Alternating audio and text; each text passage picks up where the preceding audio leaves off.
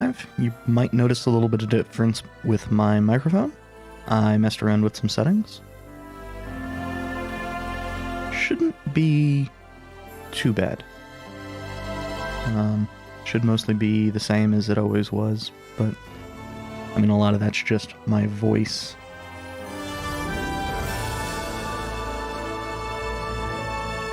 Looks like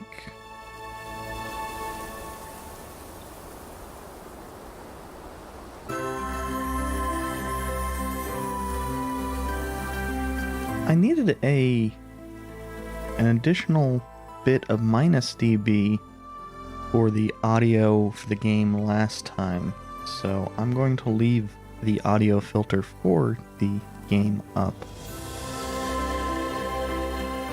But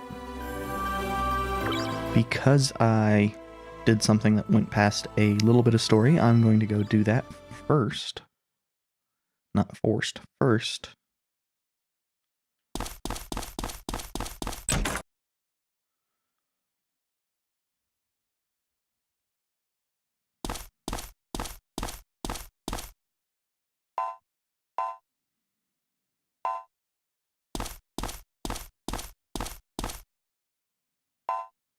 Also, having the footsteps without any music going on is kind of weird.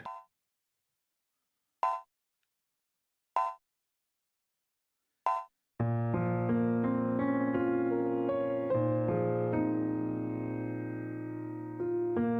mean, that makes sense.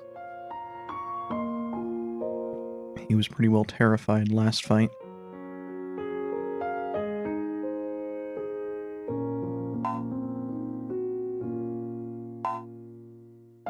And here we get to see Tristan kind of, well, he's acting like a Gundam protagonist.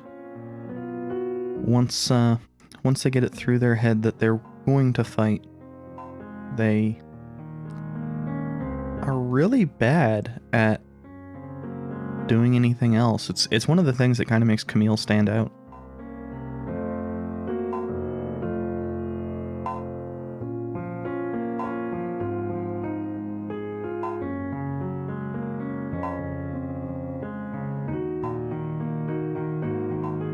Is he actually does break from that cycle of just being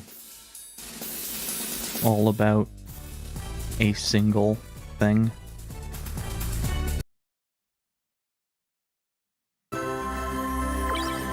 Amuro never really does.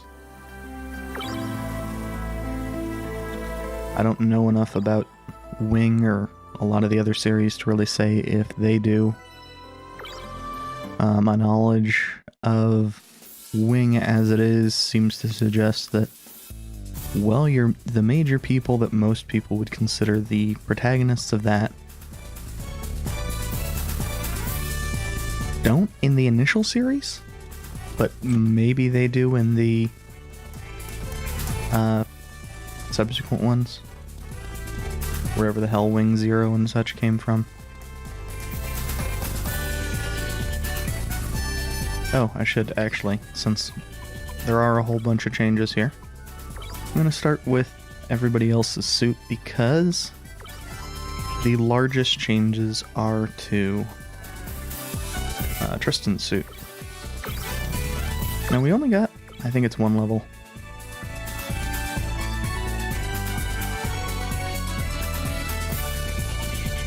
As you can see, I didn't really color much.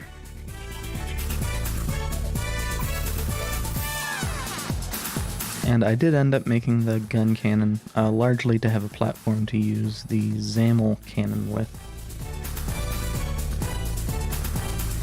But this is our Gian.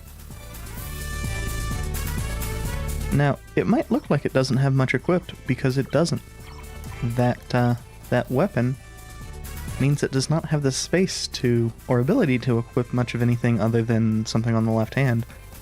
And both Tristan and the suit's range stat are going to be so terrible regardless that I really didn't bother with putting, you know, like a missile or something on the left hand.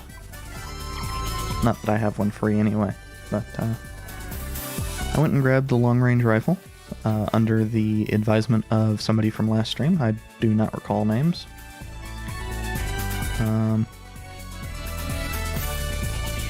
also checked out Fort Berg. I didn't grab the extra wing there. I didn't think it was that important.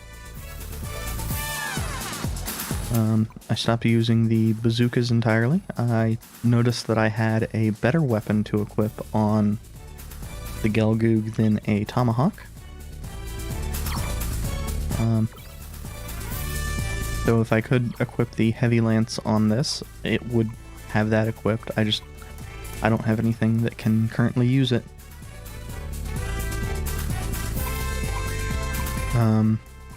What else? As you can see, the gun cannon basically is just arm missile and Zamel cannon. It kind of sucks right now, but it ended up being worse than I anticipated it being, so... Oh, I can throw a metal guard on there to buff its defense a little bit.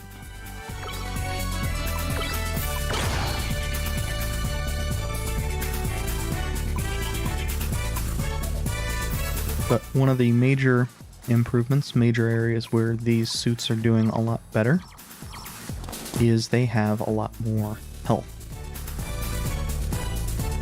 I don't believe I have any HP parts on currently, so I should go change that.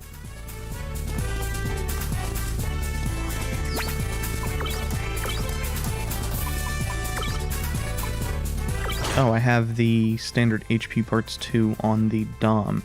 Yeah, the Dom needs that because its base HP is well below everybody else's.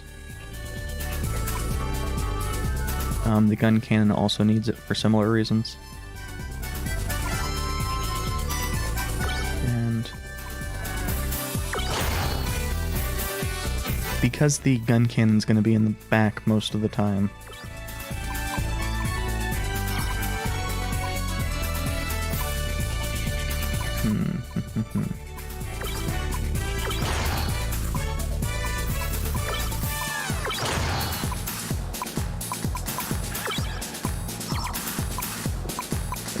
which one's the recovery system? Ah. Yeah, I think that would probably be better used on somebody who's actually going to be frontline here. Which, the gap between the sniper and Gelgoog and everything else is pretty large.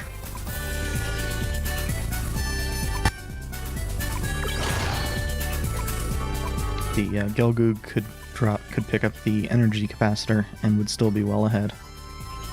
And of course the Dom is really slow. That's a problem that it shares with the gun cannon. Both are just a lot slower than the other suits we have.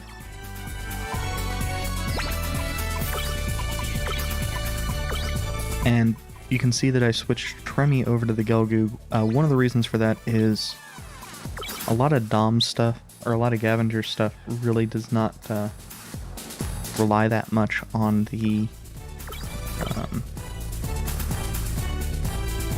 suit abilities, whereas Tremmy does not have especially great techniques. So.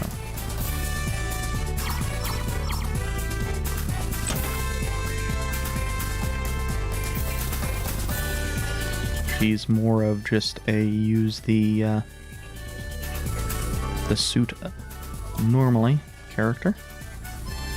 Her boosts are good, but her techniques kind of suck right now. No, because he thought he was going to be mocked. Most likely because that's probably the way Tristan did stuff.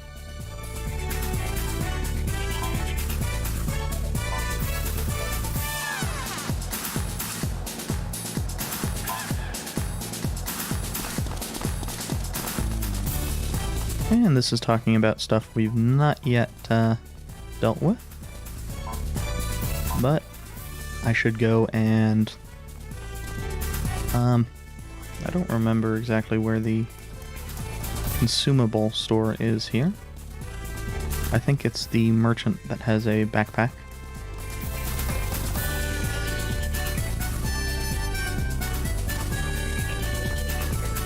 Did I ever talk to this guy?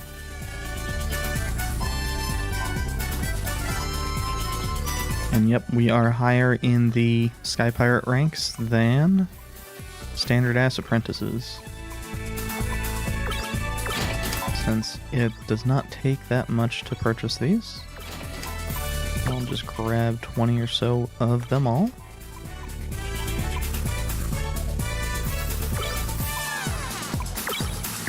Pick up some revives. And some low-level heals.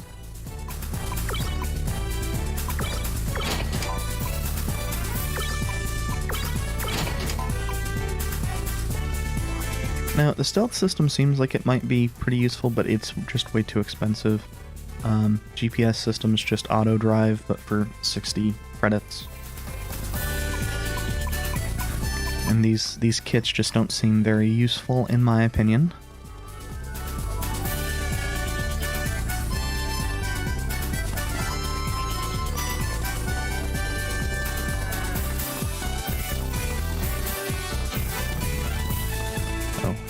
When I get the opportunity to do so, I do actually know what I am going to be doing tomorrow.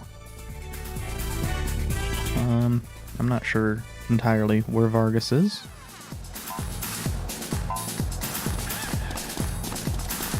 Oh, that's fine, Sky Pirate, dude.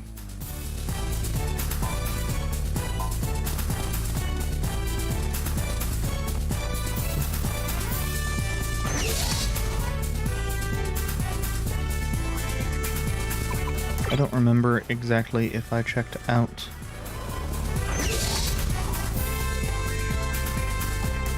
all of this stuff. And I updated that. Okay, so this doesn't have anything. That's not a surprise.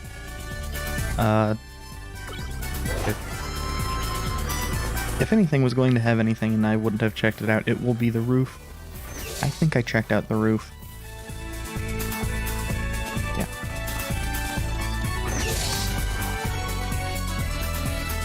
So, just back to the second floor.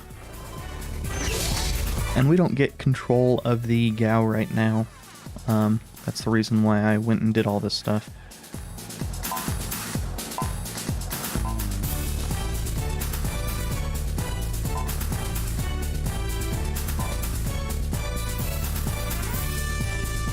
I mean, is that to keep him out of trouble so that, you know, he doesn't cheat on you? Or is that to keep him out of trouble so he doesn't get murdered by somebody whose girlfriend he just picked up?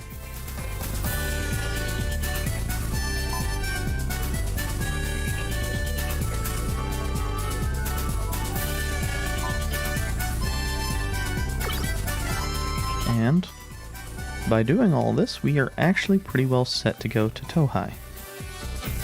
Tohai being, of course, Japan, or Japan equivalent.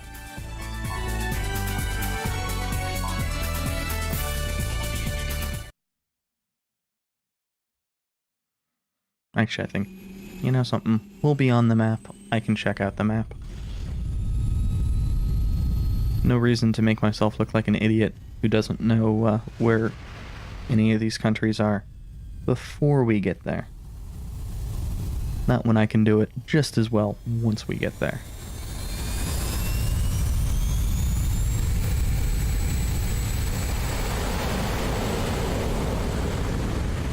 One thing I am noticing with the slightly more aggressive noise gate that I have on here is that it does not seem to pick me up drinking quite as much. Which makes sense, the drinking noise would probably be mostly throat. And I have the gain on everything turned down a little bit because I am just sitting like 4 inches away instead of the 8 inches away I was before.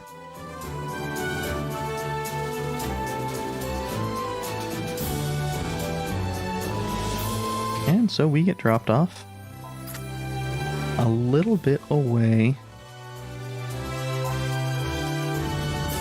from everything.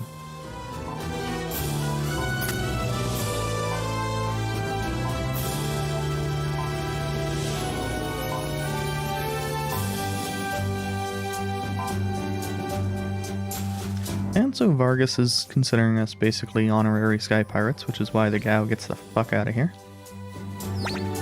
And...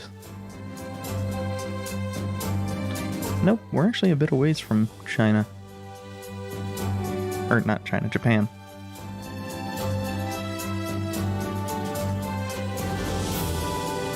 And I am awful geographically.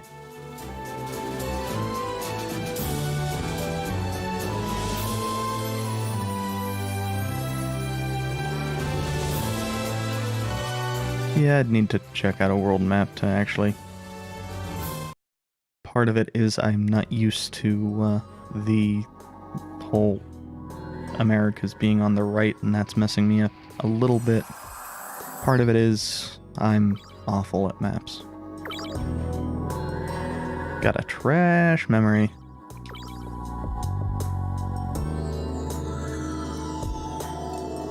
The major thing that the Gyan provides over the Goof is that it has about 200 more health. I think this is a short barrier. That might be pretty useful here. Especially throwing it on Tristan, since his suit has a option part available. And we're running in here because I seem to recall there being a fight. And this is basically only available now. Or close enough that you're not going to get it if you don't do it essentially right now.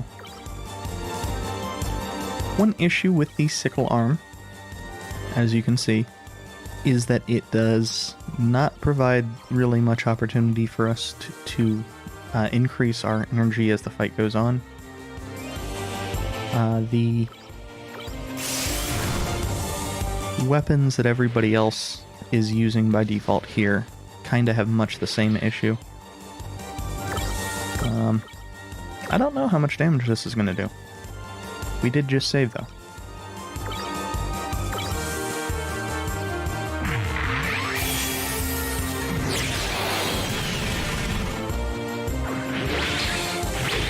Answer being, quite a bit, actually.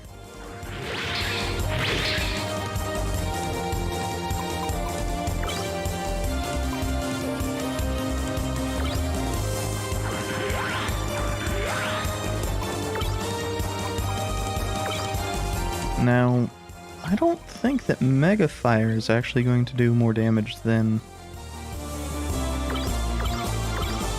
just using a normal attack. Oh, this is probably just going to kill somebody.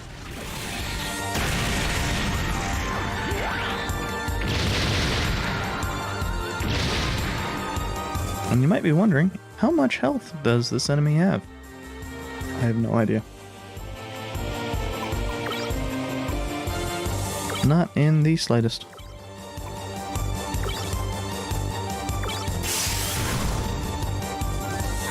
We could be like 100 HP away from killing it. We could be considerably more.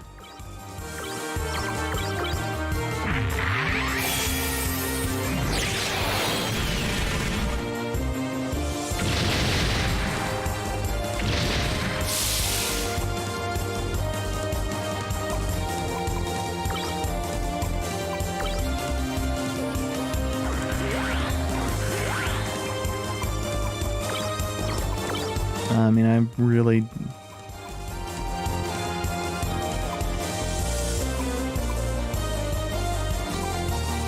Somehow, I suspect even if I did counter zone, it would still end up killing Gavinder.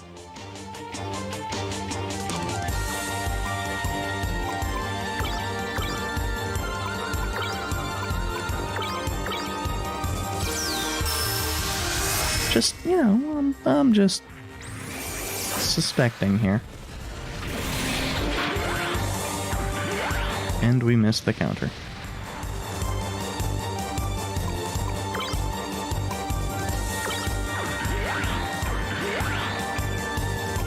I think that this sickle arm attack is still going to be our strongest attack available. Oh. Well, that went better than anticipated. Now, how strong is the ninja sword? I believe the answer to that one is not strong enough to actually be worth using. The camphor spikes, on the other hand. Obviously, we cannot compare that here. Acid and 50 attack. Acid tends not to be as good as heat.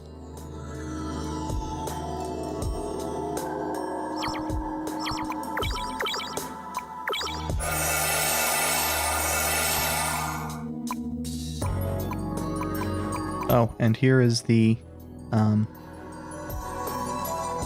thing I was looking for that I was thinking Fritz had. Oh, jeez, we're down to only one person with acid clear.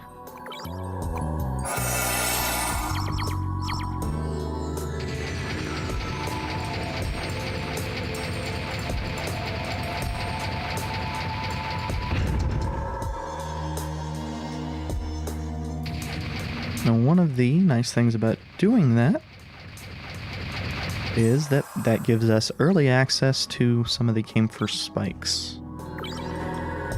And if I'm mispronouncing that, I would apologize, but this game is really the only reason why I care about that suit anyway.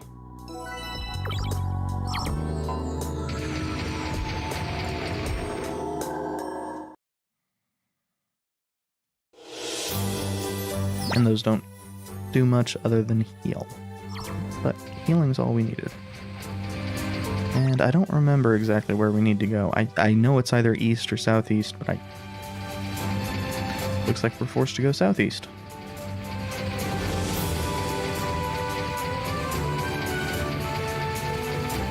Looks like we were supposed to go northeast after that. May have been southwest.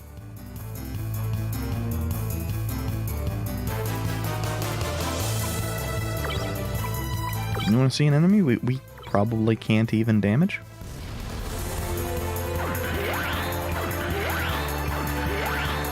Fun times. It's just defending. Why can't we escape?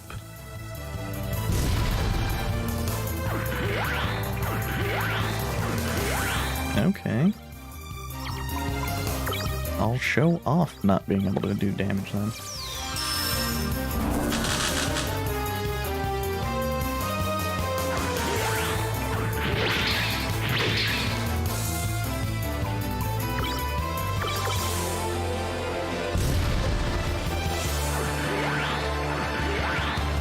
Unfortunately, when you are at lower speed, retreat tends to fail pretty frequently. It's very annoying.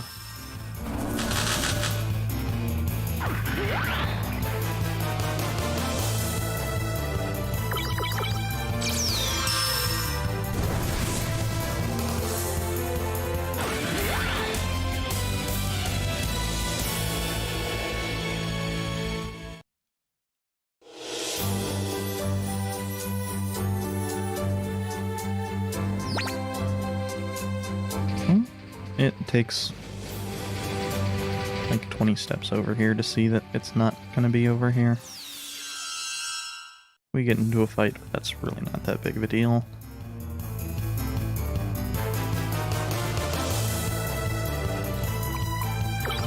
I'm pretty sure it's not that big of a deal. I think those grenade Zakus are old and I just didn't run into them.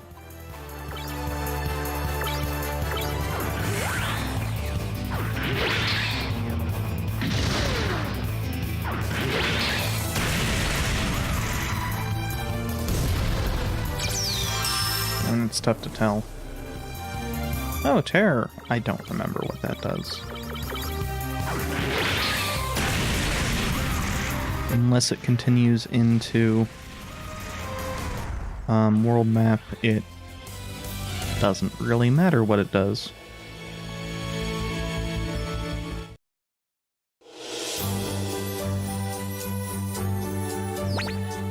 It does not. And so, as you can see, that didn't lead anywhere. I think we needed to go northeast.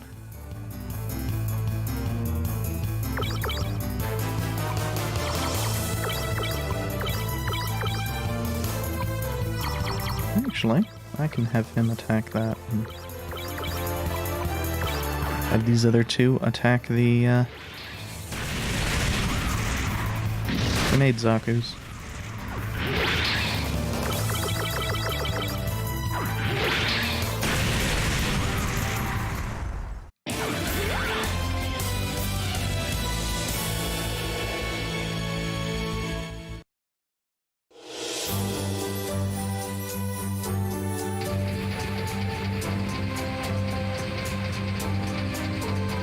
So yeah, we're heading northeast now.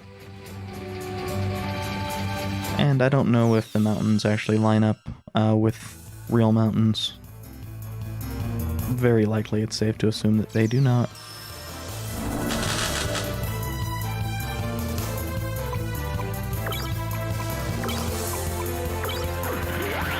I don't think we have smokes or anything of the sort.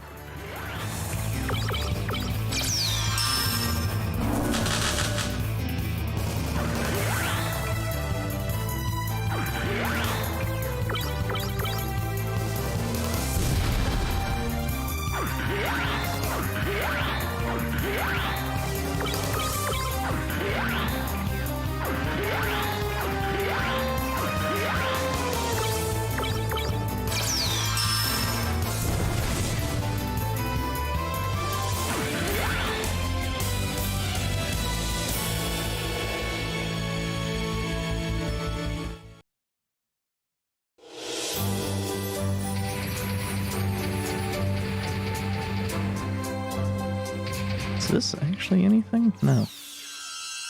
Watch, it's a one-tile area for getting me freaking murdered. I don't think so. That should be fine. Nope, nope, nope, nope, nope.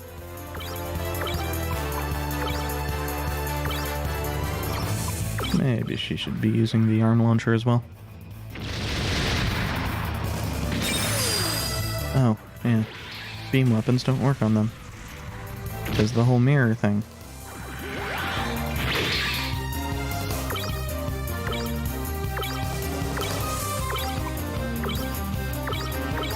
And indeed, beam weapons probably aren't going to work. Oh no.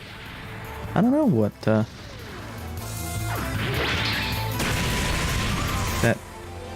Zaku was going to do. Dom was going to do.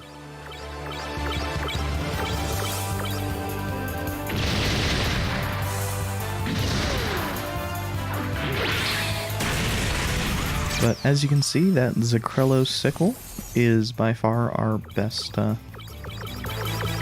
way to do damage right now. Only way to do damage in some cases. Even then, it's a bit behind a lot of other things. Okay, so Vargas is once again not going to be doing damage.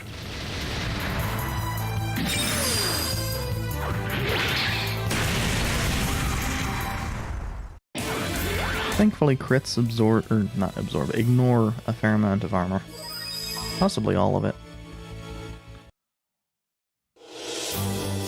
And Vargas has started picking up some of his useful buffing utilities.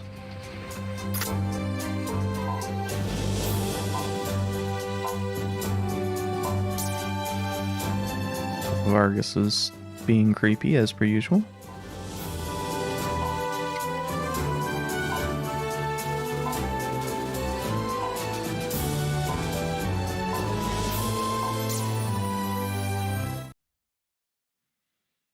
No, Mr. K, assuming standard Gundam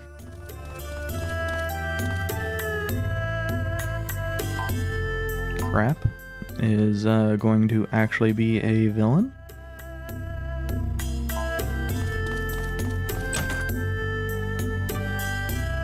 They're talking him up here, but oh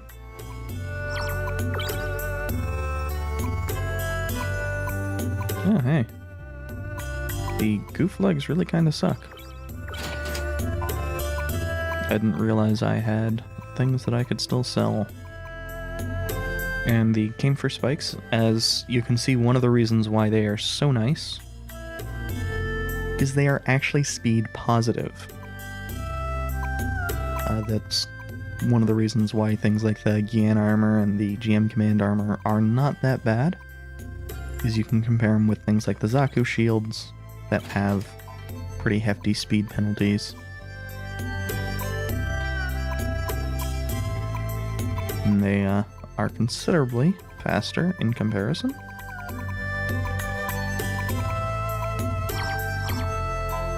I don't remember where we start being able to get things like the camphor data, but I know we don't have access to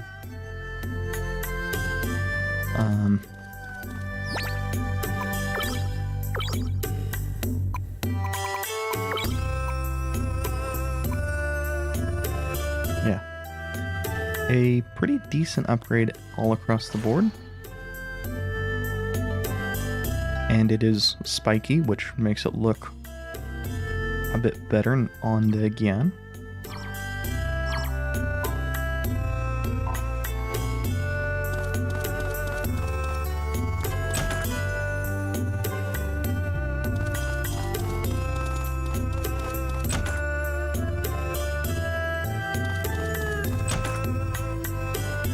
As I was saying, though, I'm just entirely suspecting Mr. K to be a huge villain, exploiting this town.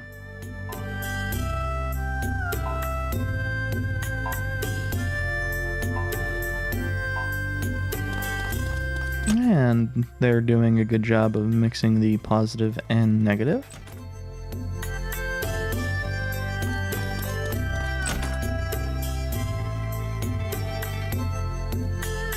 And I think we're...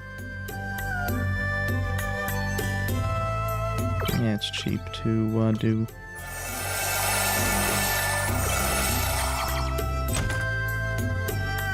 If I don't rest, I'm going to forget to save here.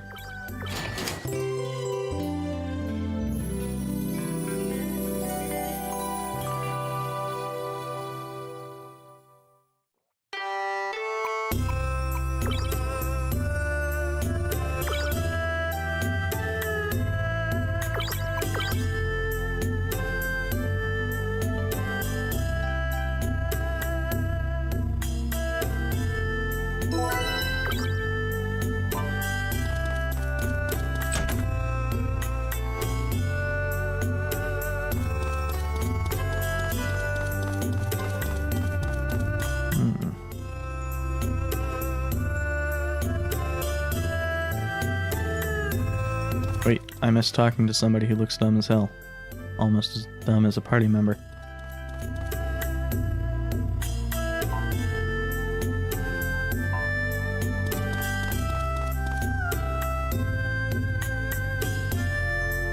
I thought it looked suspicious, I just didn't think it looked like something I could actually walk down.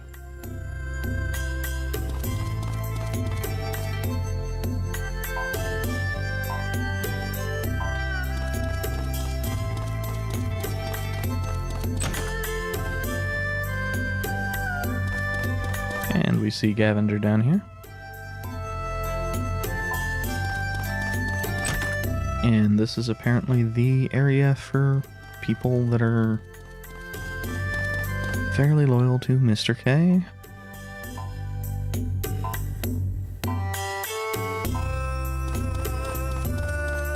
And some of them are willing to reveal some information, wittingly or not.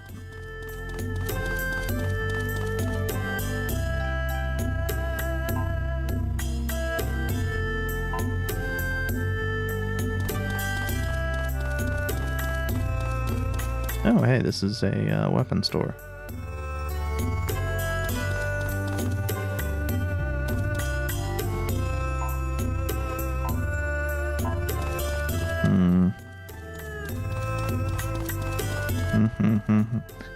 I'm not 100% certain that going in here is a smart idea if I want to check out the town, but...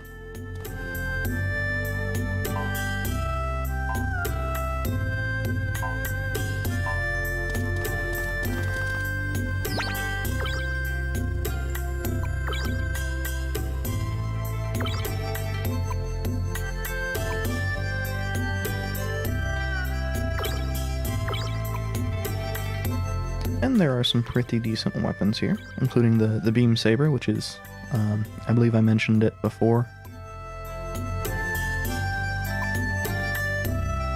And of course there is a large heat hawk. I'm going to leave that on screen for just a second.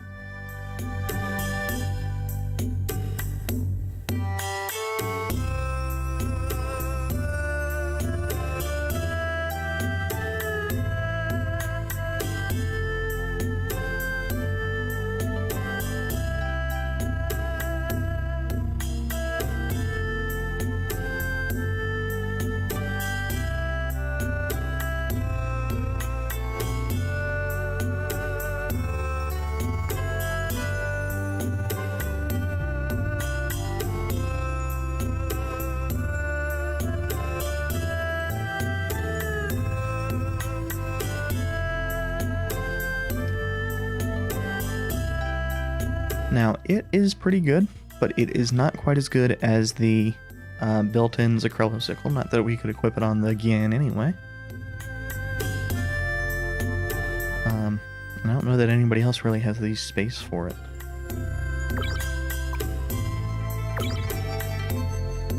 Beam Javelin's also pretty good. Makes sense being a Gundam weapon. But the, actually, I think maybe Tremmy could equip the large Heat Hawk. It'd be pretty close either way.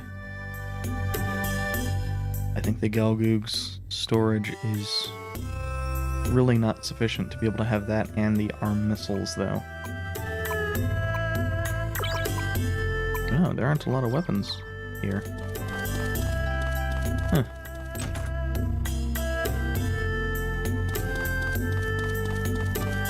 I don't know if I checked all the way at the wall there.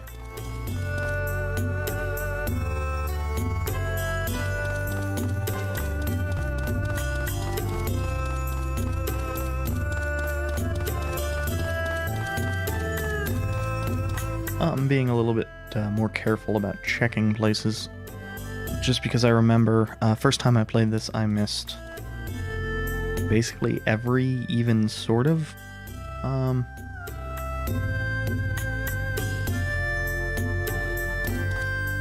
hidden spot.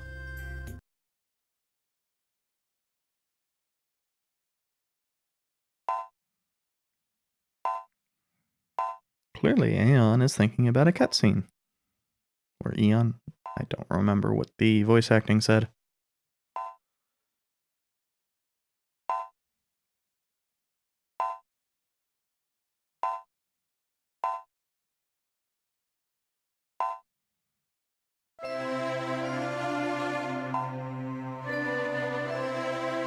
And this song kind of reminds me of Final Fantasy Mystic Quest, which actually is probably another game I should stream. It's nice and easy, fairly short, etc.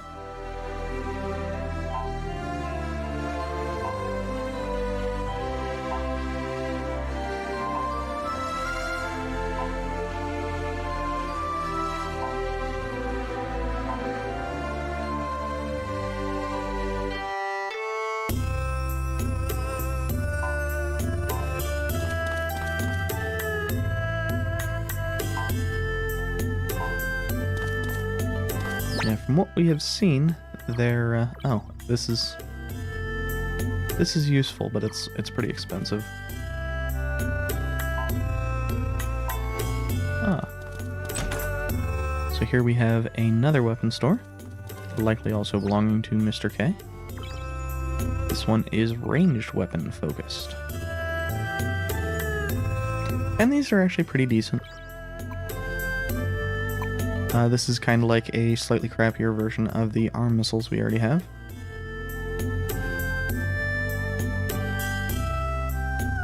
This is a slightly better version of gun cannon. This is a slightly better and more expensive version of gun cannon. And these are actually really good for the price weapons.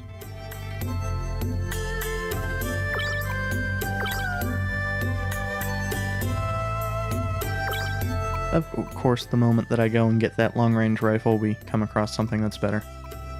Makes sense. Can't ever let me use a hacking tool and think it was you know, the thing to do for more than 5 or 10 minutes.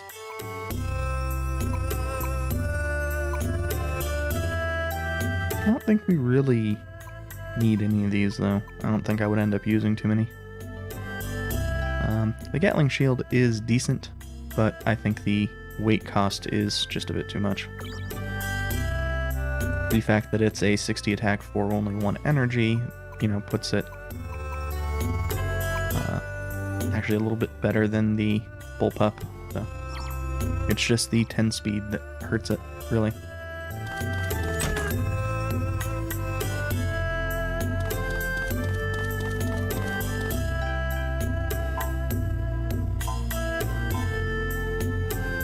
It's because scary people tend to hire other scary people. Aside from the people that they're trying to have do their diplomacy and their PR. And PR people are scary in their own way. Oh, this is the same vendor I talked to before.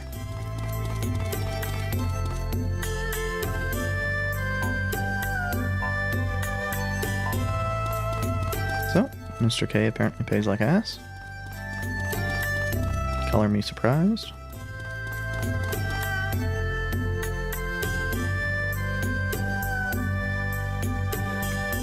I hate some of these transitions.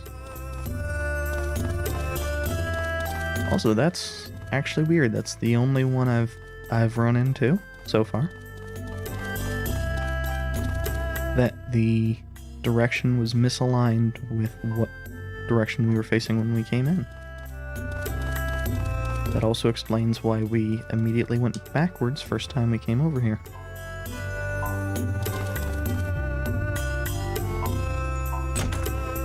Oh yeah, never went around to actually use the lockpick. I don't remember even what all, or where all, I should say, we could have potentially used it. I'll probably look that up at a future date.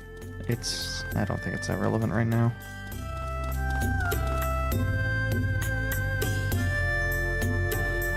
Okay, so this is not a little secret area. Or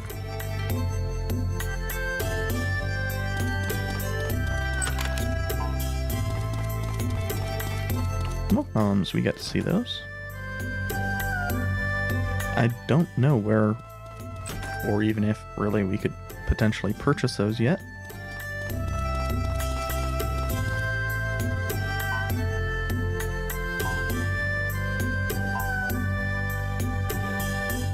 Rip, dude.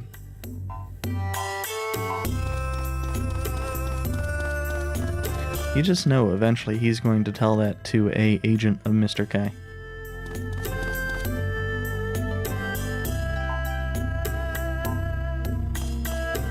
So this, which is presumably the poor part of the area, are people who are not as fond of Mr. K.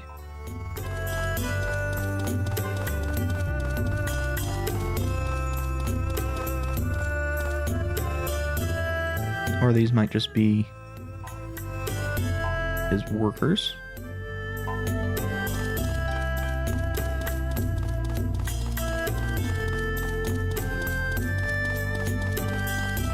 I was more than a little bit worried about a soft lock there.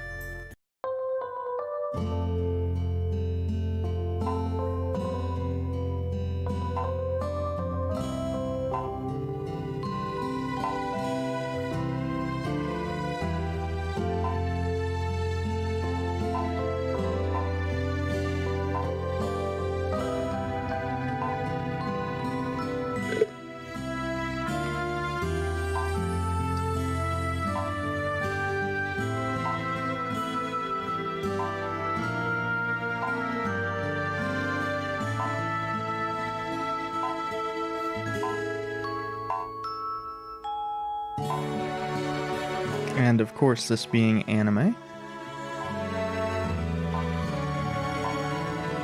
we have met that person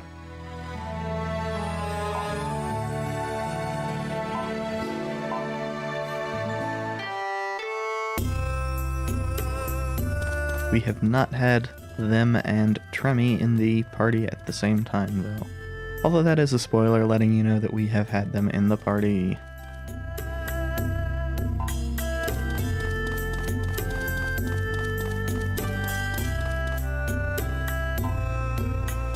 Kid, you suck at hiding. You suck at hiding. You all suck at hiding.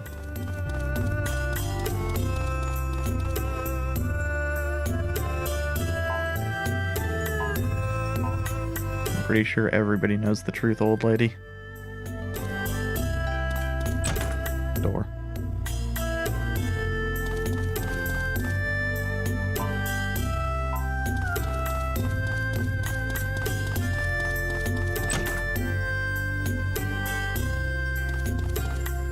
But yeah, if you weren't pretty sure that Mr. K was the member of the Dark Alliance before we got here, I don't know what to tell you.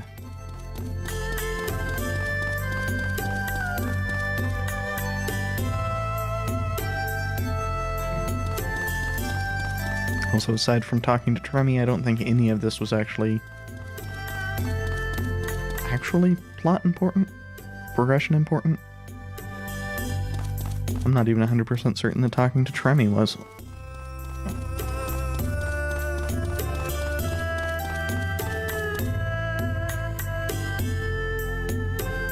I do rather like that, you know, when you're walking over here, you can see the vendor walking around.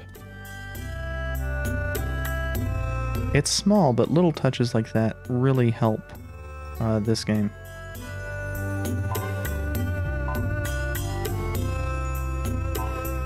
Vargas being called a pervert. What a surprise.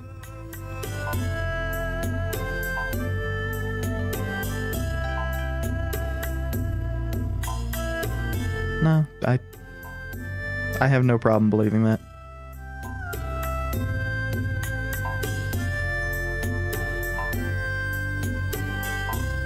Yeah, I'd have no problem with her beating the shit out of Vargas.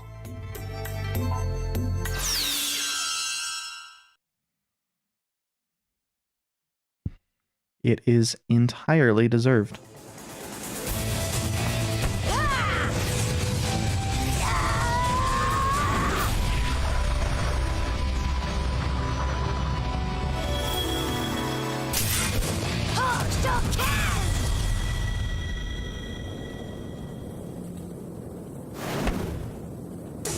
Now, murdering him, maybe not, but...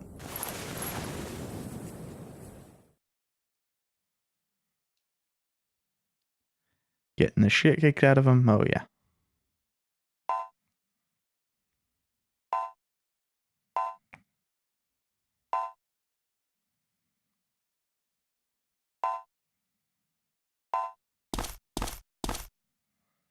And of course, a named person. With a unique and pretty dumb looking outfit. Oh yeah, Li Fang is definitely going to join the party eventually.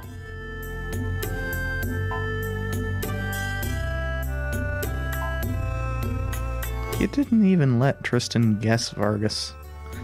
You suck at this worse than most people suck at that.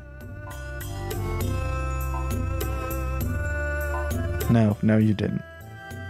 He definitely was peeping, and it was incidental that it was actually potentially beneficial. Yeah, we're not going to tell anybody about him peeping at Li Fang, but when she joins the party, you can bet your ass that she's going to tell people. I don't actually remember.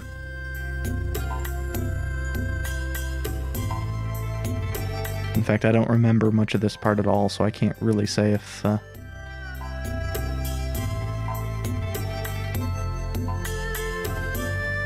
I'm remembering any of this correctly.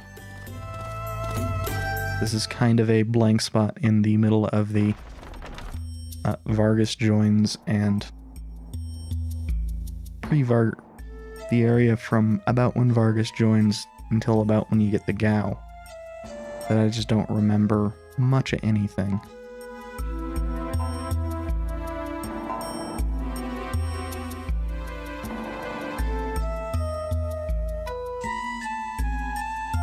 Unsurprisingly, of course, Mr. K is a member of the Dark Alliance.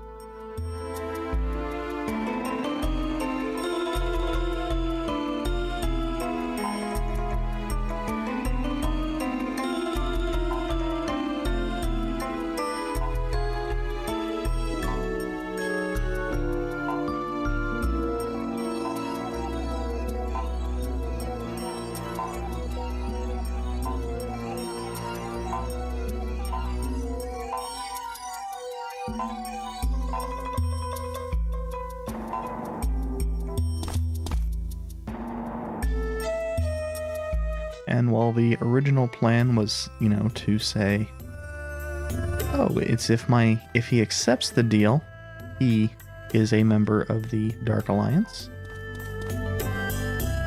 But really, now it's probably going to be, oh, he wouldn't have even let us in the building if he wasn't suspicious. I mean, yeah. A decent law-abiding merchant would probably have just kicked Vargas out.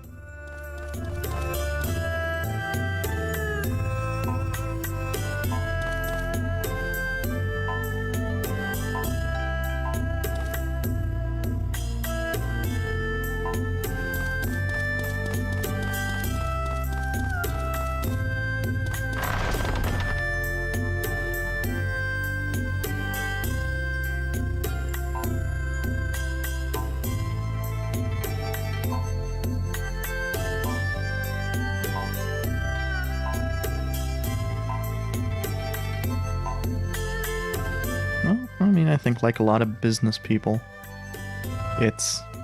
he ended up being curious about what the deal was.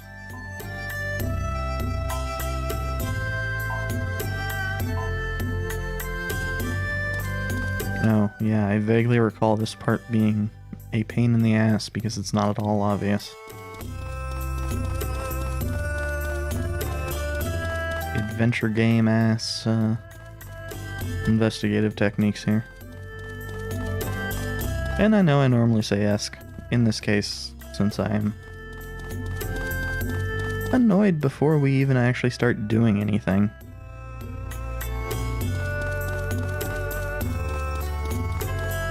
I'm fine with the swearing.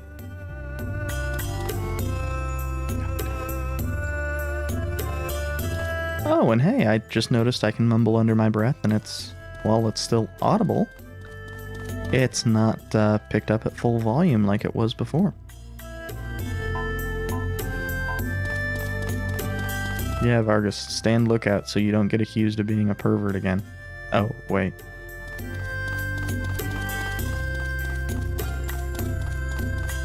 Too late for that. Tremmy have anything for us?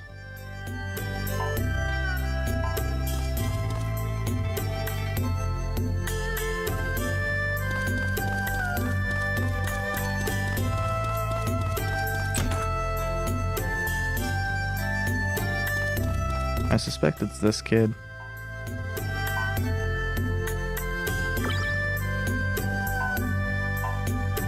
Can you murder him for us?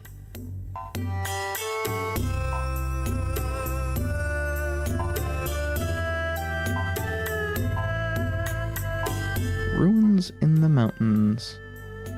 The Wyvern Ravine. Excellent.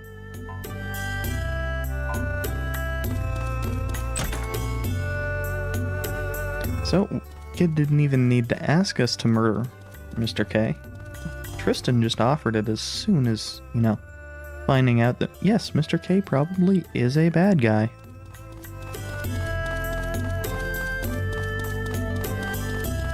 So, if ever there is a real question about which one of the Gundam protagonists Tristan is, it's very much a universal century deal.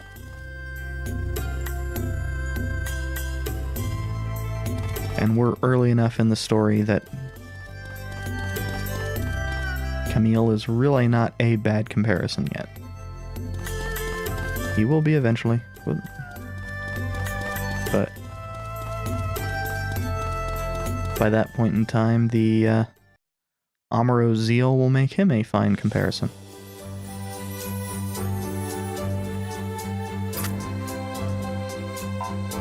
Okay, this looks really dumb. I need to go change colors of stuff.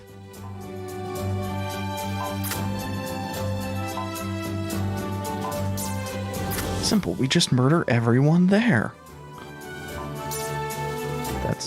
That's pretty much.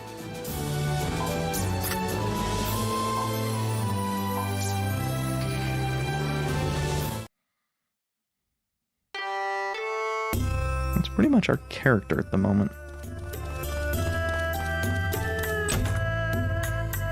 Also, I forget, did I go in that parking lot area?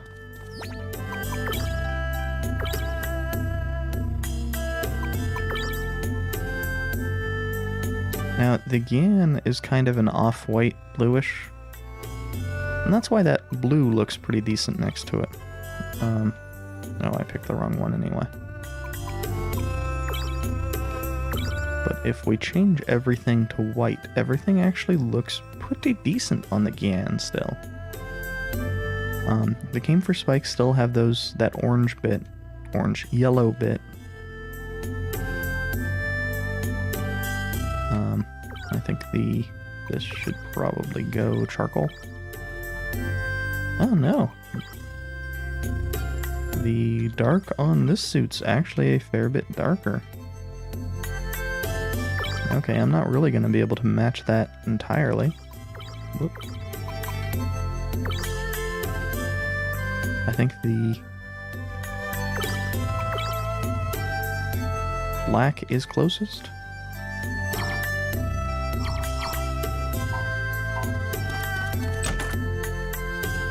And I'm not concerned that much about the rest of the suits because... Oh yeah, this is the hanger.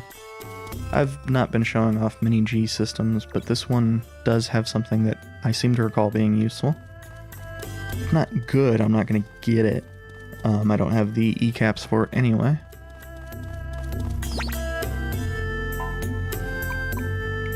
It is the power booster. Eventually we come across... it's a few towns away, but it's we can start getting a double booster, which is of course the booster associated with double Zeta. And that is a lot stronger.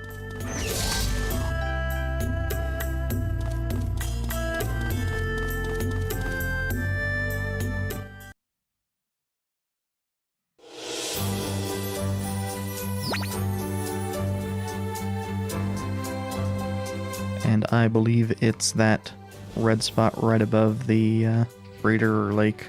God damn it.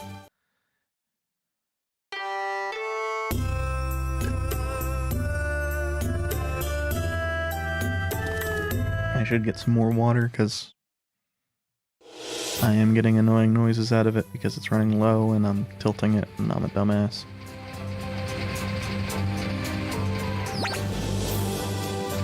Now, I think it's this one. I think we have to go south and then so on. Basically what I'm saying is I think it sucks to get there, but I think this is the way to go.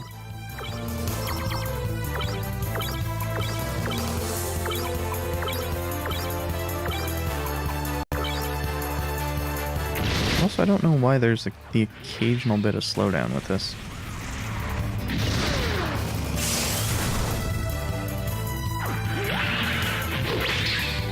Man, good job killing yourself.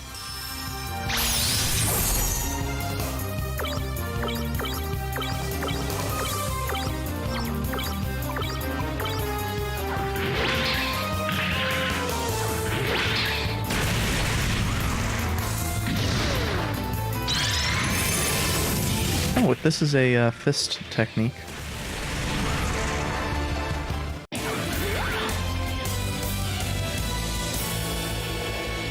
I don't know if anybody in the current party gets it. It would be, of course, Tristan.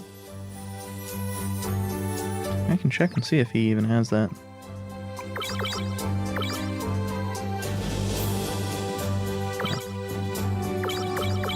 I keep thinking that's going to be... Yeah, he has the heat-inducing punch fist.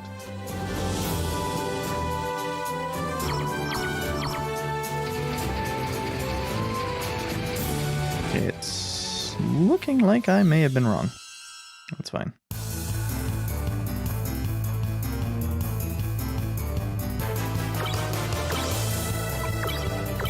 We'll see for real in a tiny bit.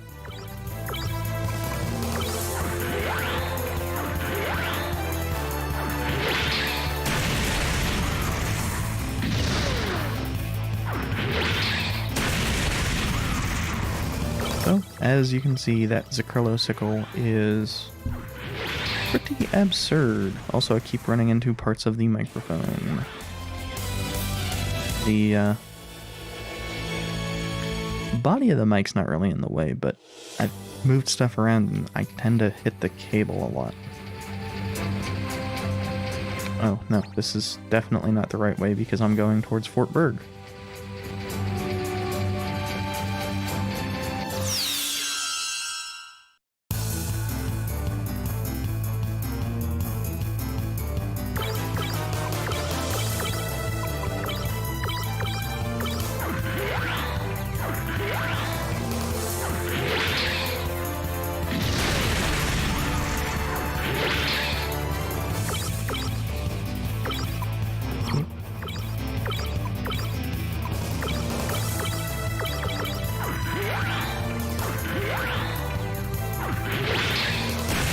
It's rather convenient that they are just letting us murder them.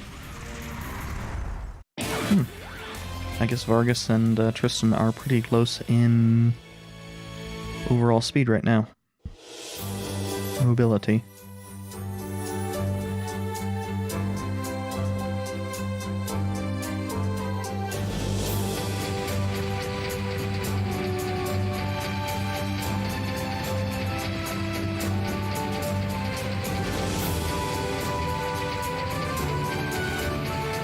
And we've not yet used any TP, so once we get to the Wyvern Ravine... once we get to the Wyvern Ravine, assuming that we don't need to use TP following this fight...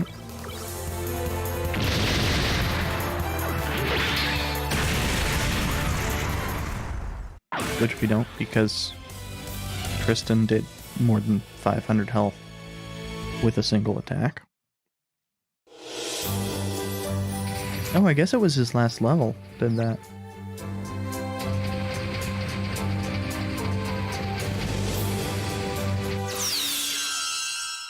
I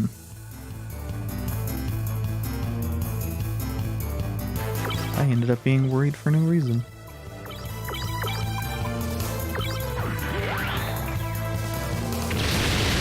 These grenade Zakus are pretty easy to kill, so I'm not really worried about them. The sniper's kind of annoying. Oh, well, now actually we probably won't get to see what the terror does. Because once again, we should kill everything before... Oh, well. I don't know what it does. Because his turn did come up first. Weird. I should probably check that out.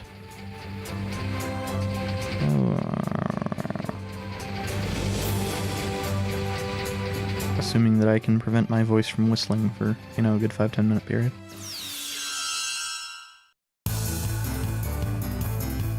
I think it is probably slightly more obvious with the... Oh, Leo's.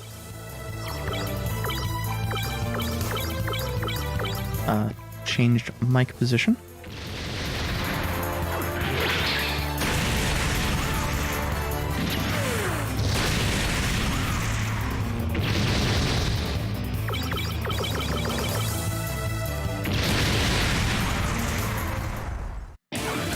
Leos, as you would expect, even though they are a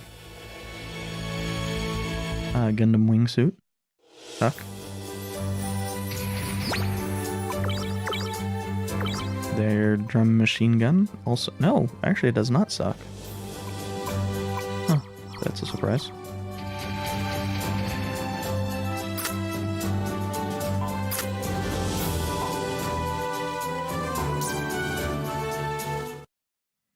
And of course, on the way over here, we fought more mobile suits than were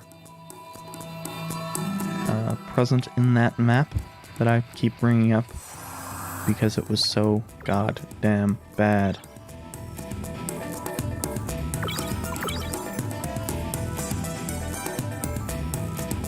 Oh, now we're getting the thing that I got.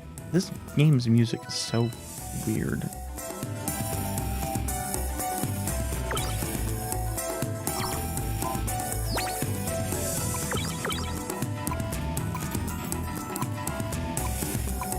Ah, so their combined speed, that is to say, Tristan's speed, reflexes plus his suit's speed, and Vargas's speed, reflexes plus his suit's speed, are the same.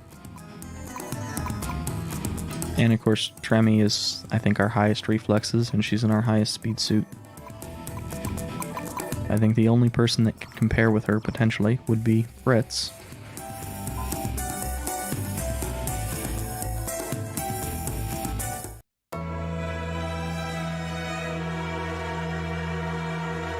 Okay. Okay. 2 questions? 1? Why is there a spike arm and claw arm on that gun cannon?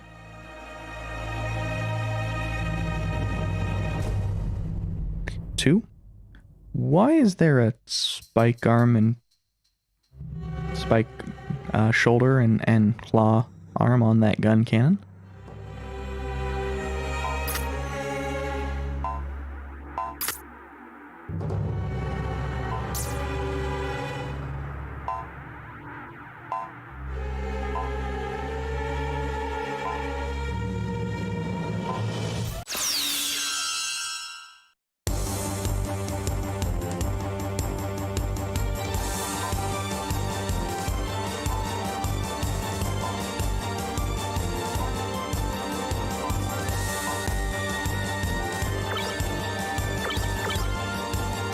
Why do I expect this is going to hurt way more than somebody using a gun cannon for a melee suit should?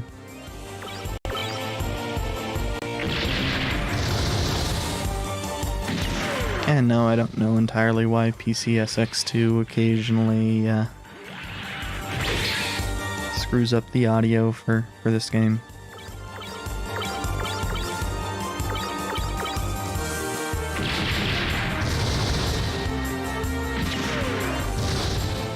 She has a lot of health. I mean, she's also doing a hell of a lot of damage, so.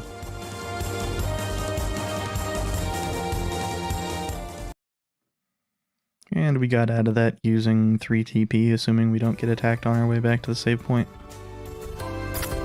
Well, you didn't end up using the Hoshokan.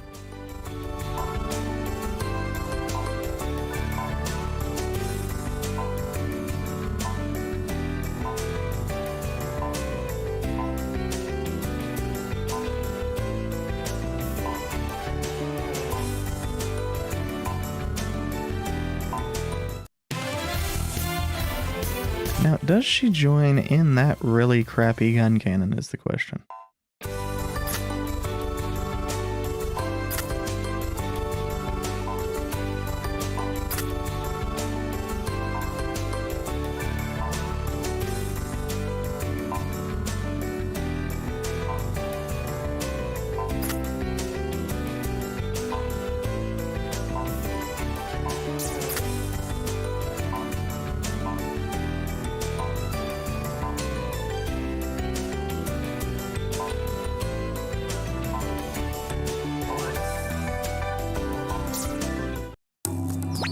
Yeah.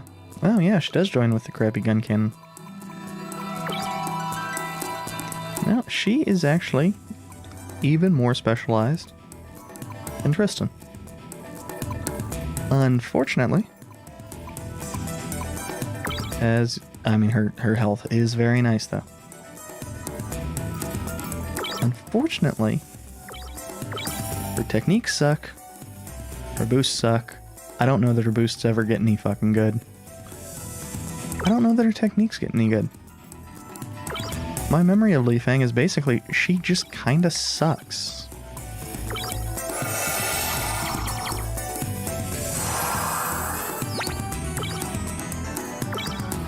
Like, does she have some specific utility? Sure.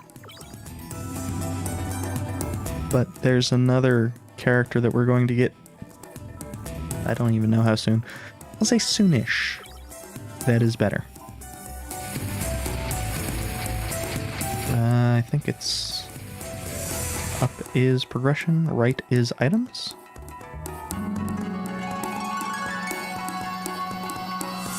It takes 2 seconds to check and see if this does not have a...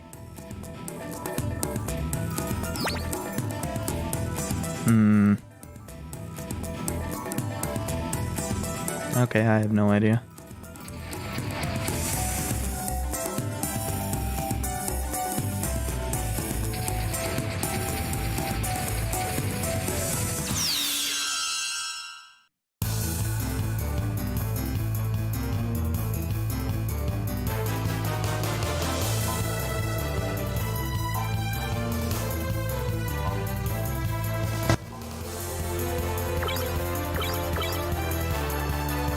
Of course, an equally valid question is why don't we have her at the front and just avoid all encounters?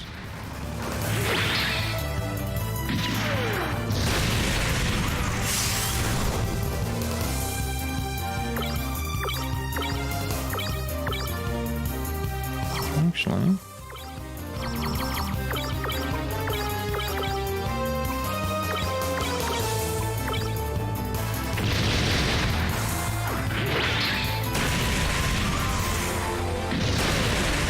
I mean, if that sniper's just going to be using a, melee attack, most likely anybody could kill him on the counter, so...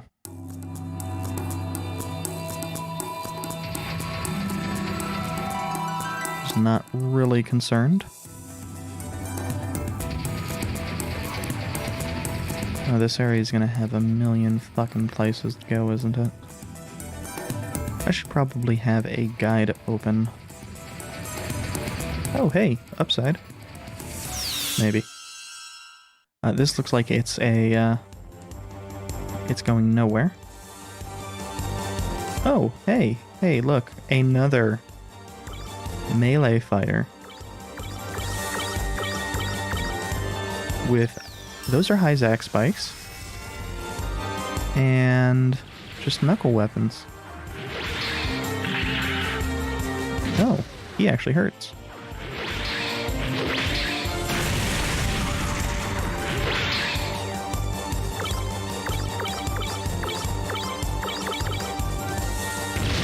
Makes me wonder, how strong is the dumb knuckle? Ah, he has a lot of health.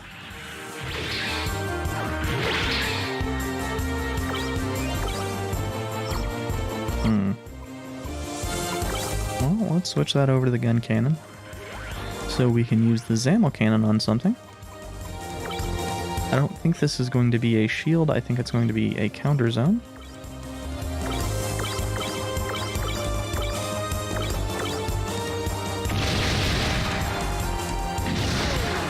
I was wrong, it's going to be a punch. Gun cannon cannot punch back.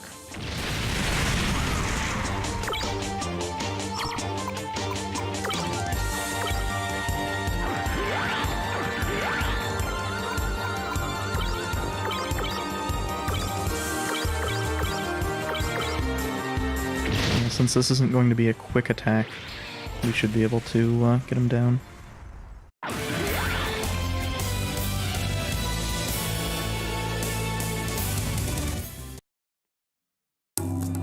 And I believe those Hyzac spikes are decent, but not Camphor level.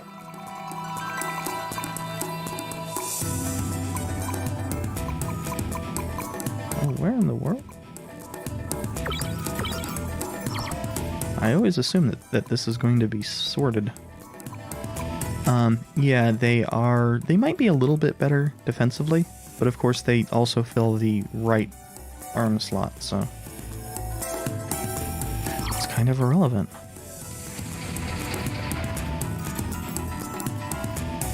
I don't know what this is.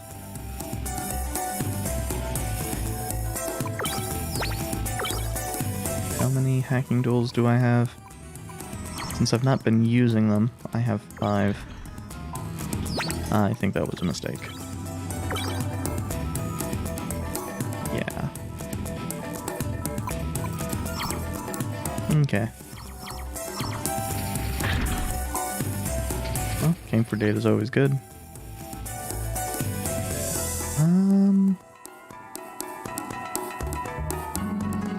Yeah, screw this noise. I'm just going back to that save point. Yeah, we should be fine.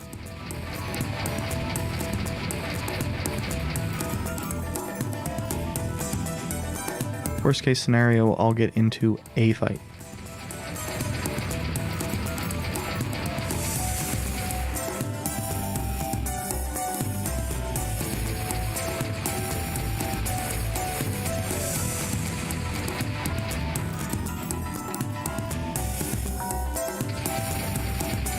And I think I'm going to want to go back to that spot.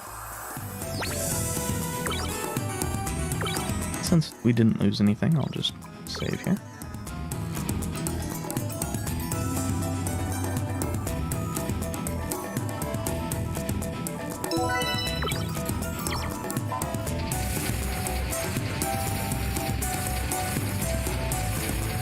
And of course, just going back to where we were before to fight that yellow encounter. Of course, yellow is basically a variant on the random encounters, but a specific one.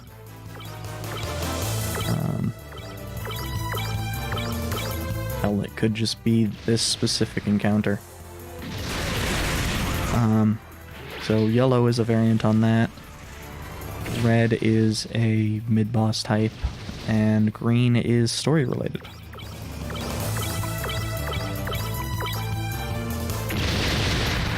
I don't think there's any other colors. I don't remember any other colors.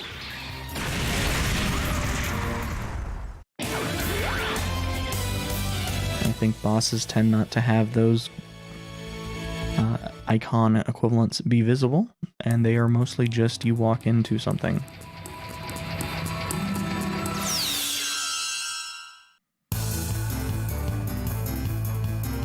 Okay, I wasn't actually expecting it to just be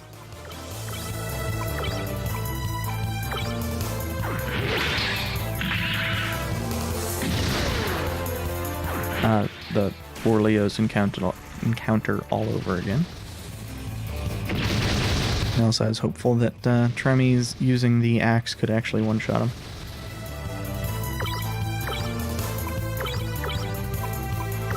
Apparently not the case.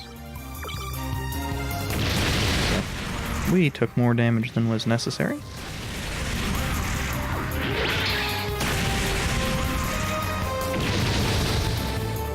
Focusing pretty heavily on Vargas.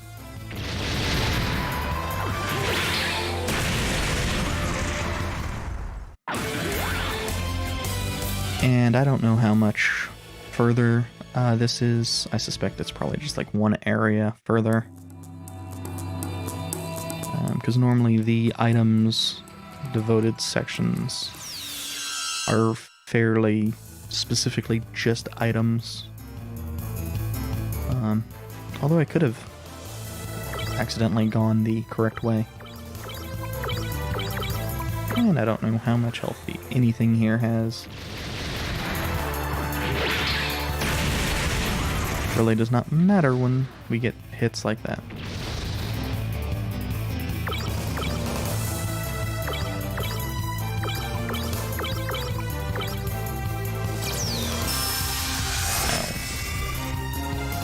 Well, that's annoying.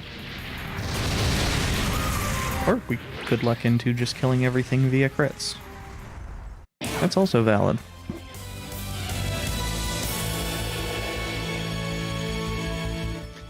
The enemies here seem to be dropping a fair amount of cash.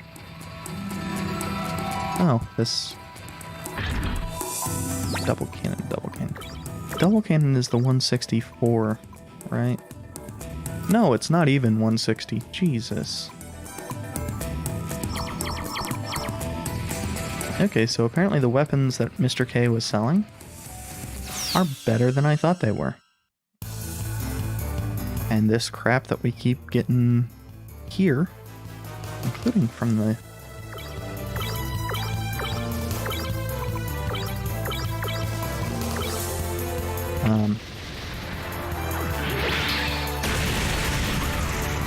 locked box.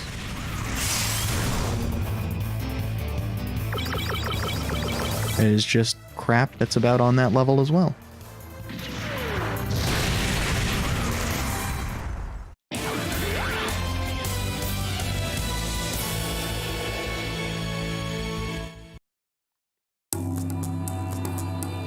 Yeah, I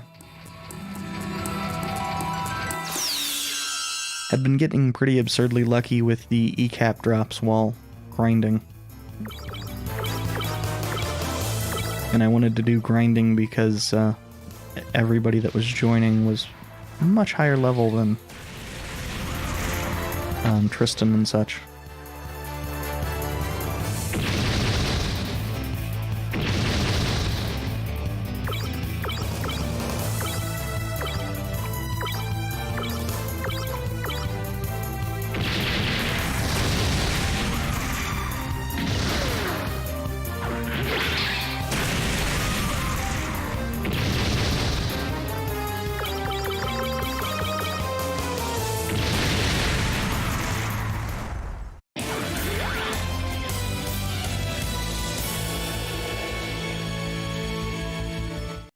Because I checked the little practice save I had done to about the black market, or maybe a little bit after the black market, and it had almost exactly 20 less of the small E-caps than the save that I had for the stream.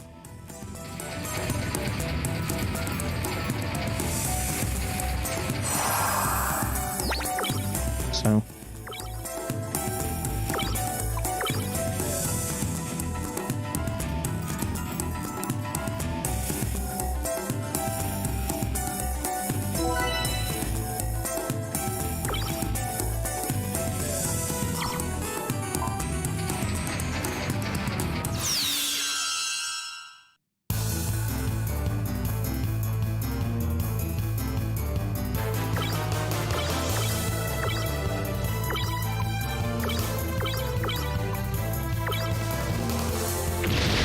Ah, interesting.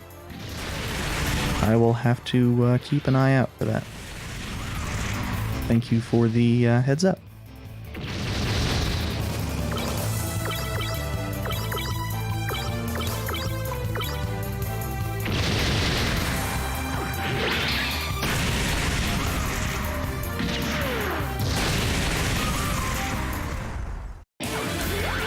Ah. I was remembering that I had to come back after a boss fight to get some item, and I kept thinking that it was the areas that I was running into each time.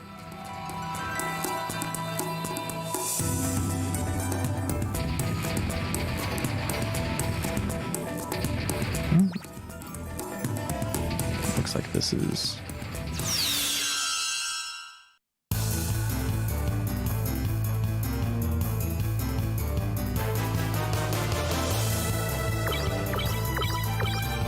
Yeah, the game loves turning off your ability to use Tristan's movement tools.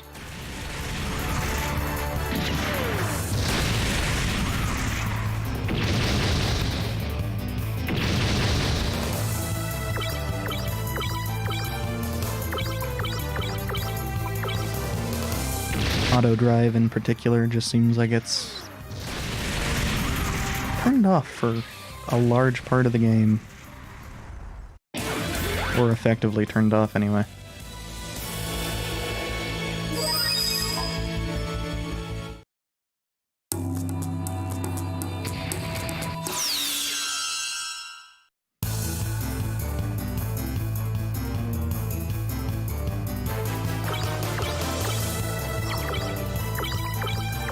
Yeah, I know some of the basics of the game, I just don't remember a lot of the specifics.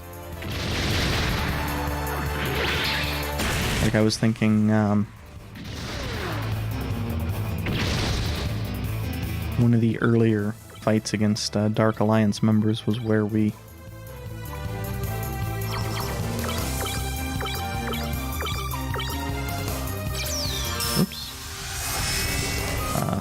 needed to come back into the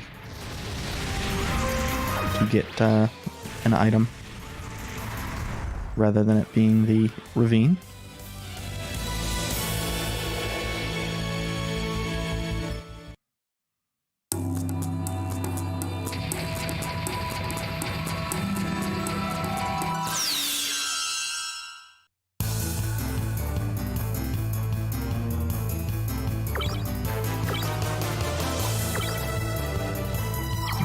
If it's just going to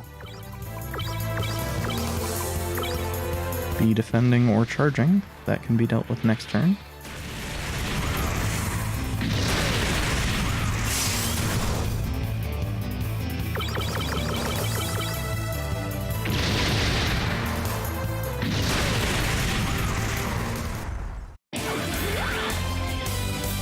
Yeah, I got one right before coming in here. Plus, I think one dropped in here. Yeah, I have two of them so far.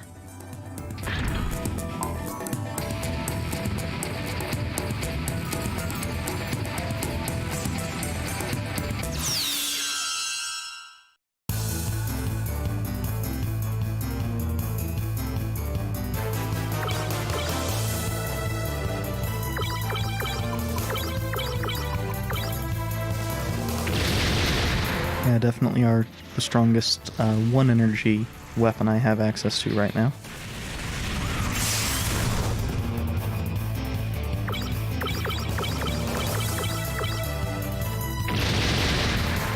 Some of the melee weapons accepted, but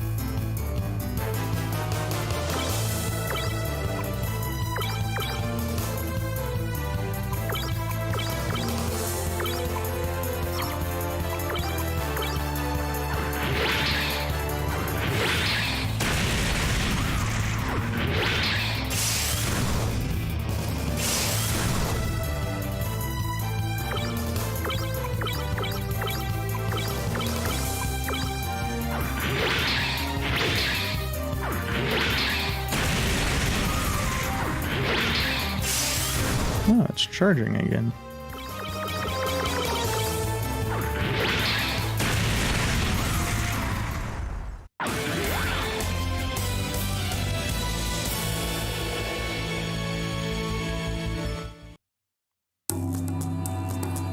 Some of these encounters are a lot easier than I remember them being last time I played. I'll check the map to see if it ends in a dead end here.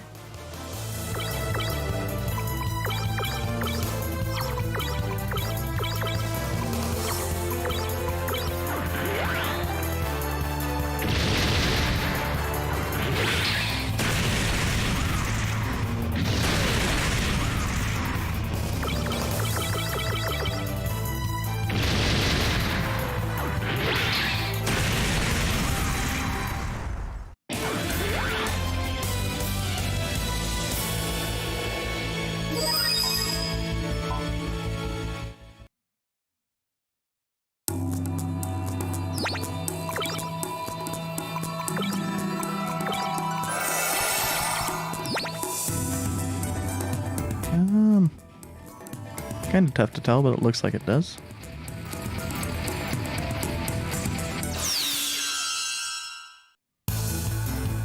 Looks like I am probably mistaken based off how the area is tapering. And I believe we are entirely faster than the GAN here.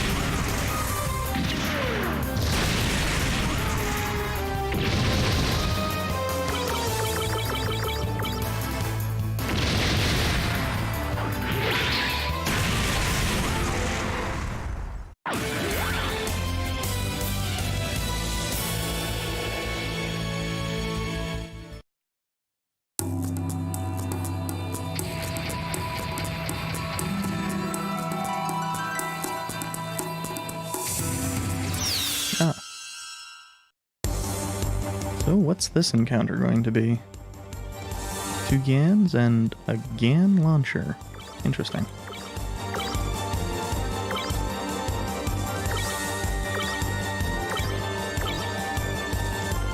I'm not sure how much health the Gans have. Probably was a good idea to focus them. Yeah, definitely, given that they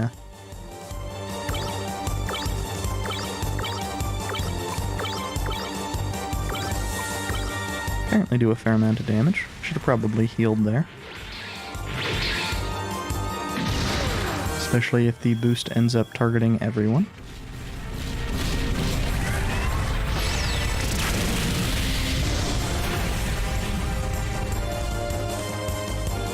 Oh, that's just a reason to swap them out.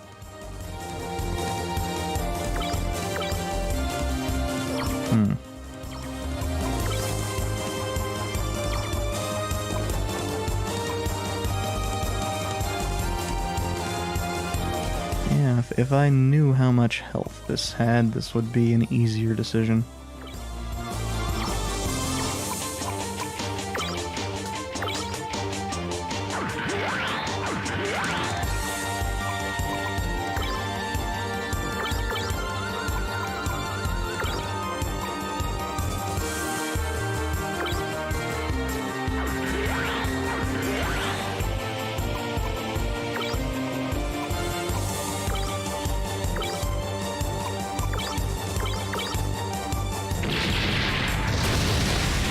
Oh, of course that kills him.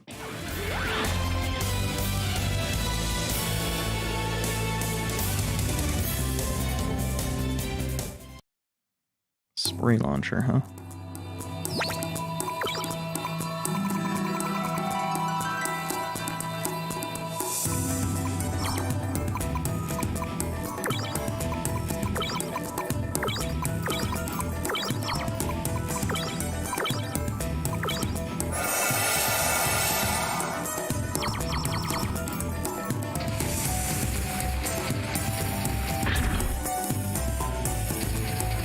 And what's in the locked box, I wonder?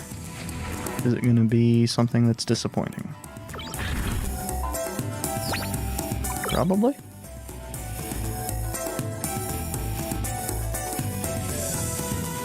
Well, it depends upon really if those are accurate like the missile launchers or inaccurate like the bazookas.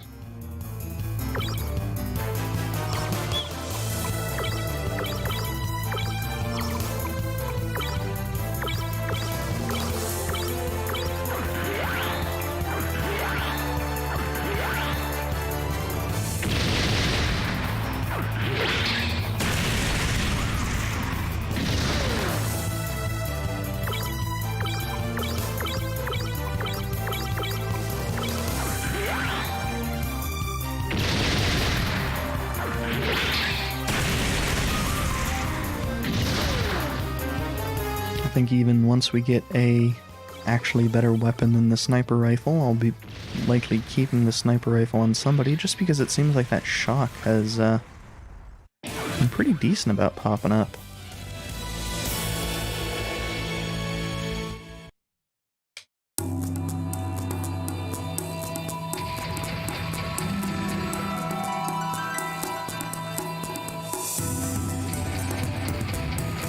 So it appears that it's just the first note of this theme that is louder,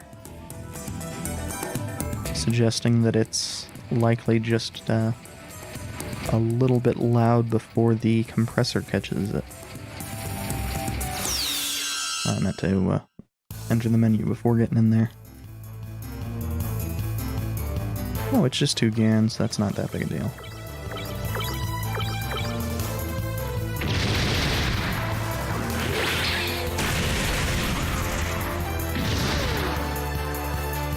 Especially if the Gan doesn't get to move. Case in point for shock.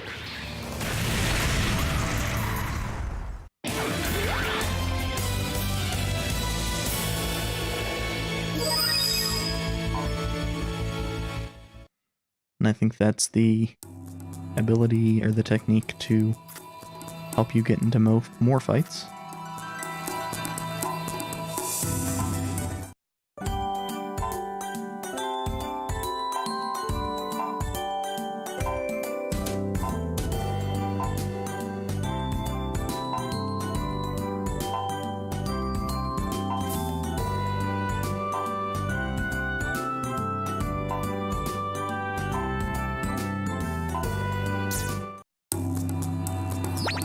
Yeah, the suit is, I believe, mostly set up for melee, so it is.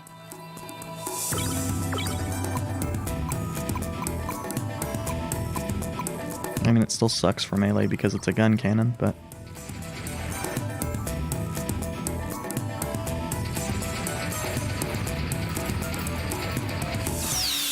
it's as good as a gun cannon will get, roughly.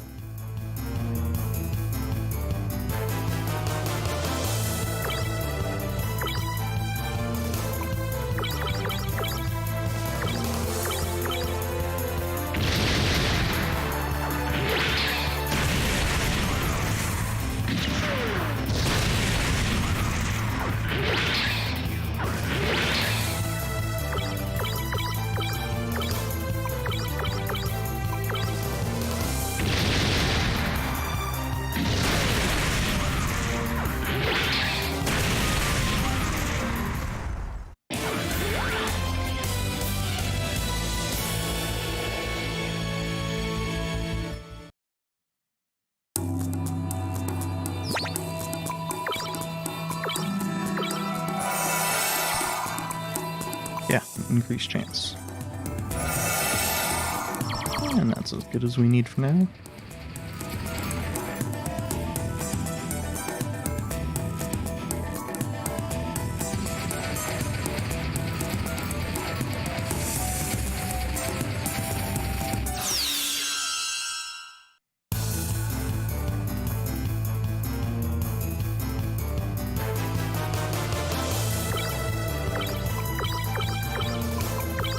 I seem to recall this boss fight being rough.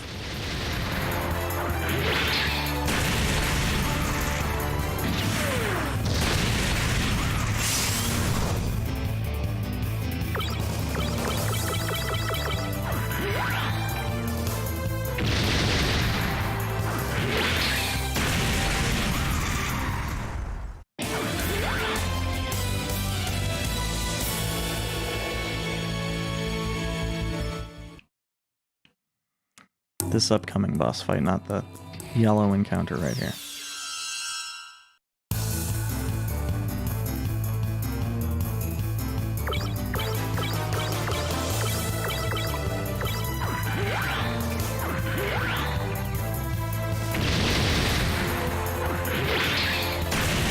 And this one will be annoying, but that's just because they're shield bombs.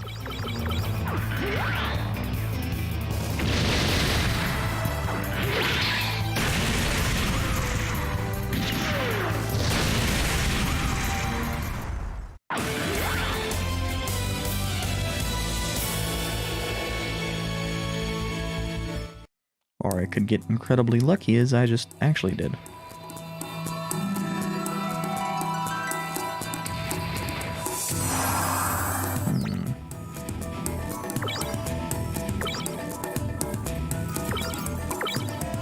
I'll need to look at the map once we get out of the save screen.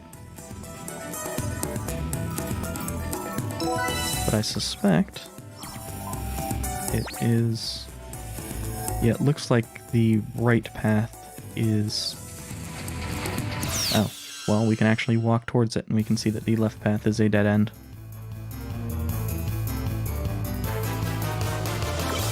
Which is good, that's what it looked like.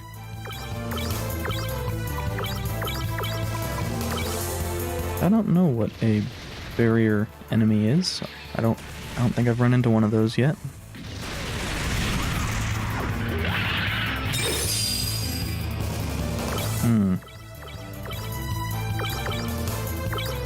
That doesn't provide any clues. Okay, immune to melee, apparently.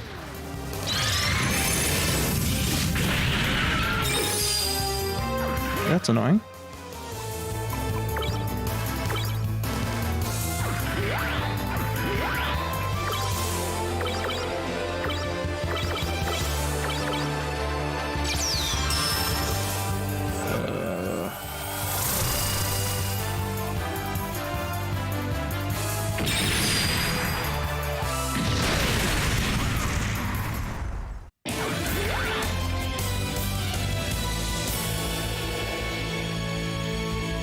Thankfully, while I had not really planned it, some of my weapons are beam weapons and some of them are not.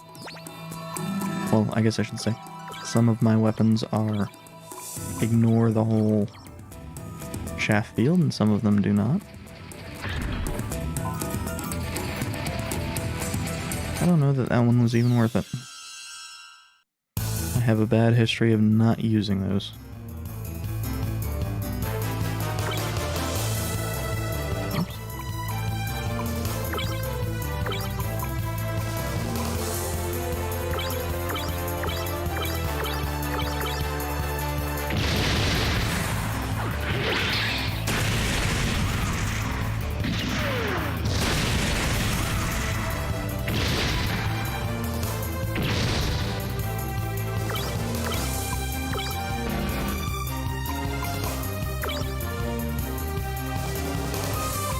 Let's check out Li Fang.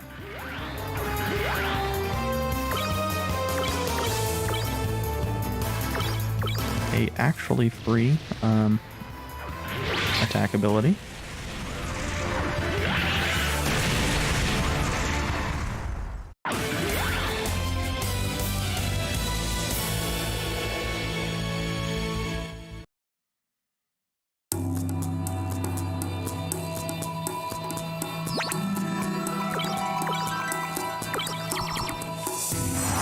Doesn't really make her good or anything, but it does make her closer to usable.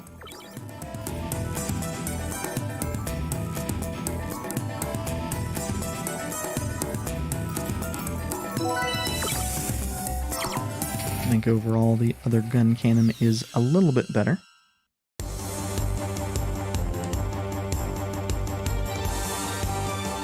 Okay, so Gelgu, I'm not sure, again, how much HP it has. Here I'm mostly hoping on getting lucky with the sniper rifle.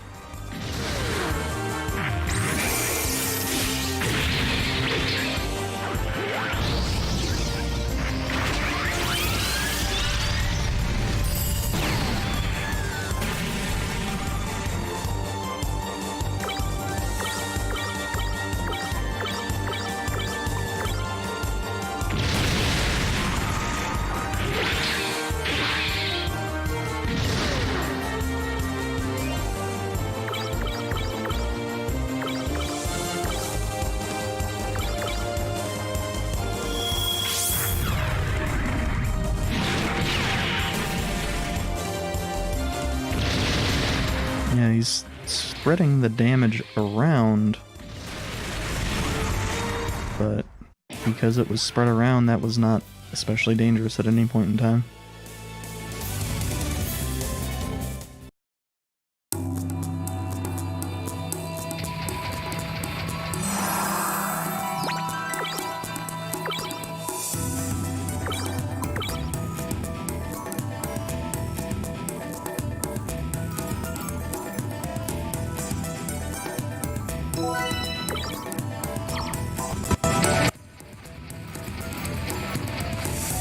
I don't know what was up with that audio glitch.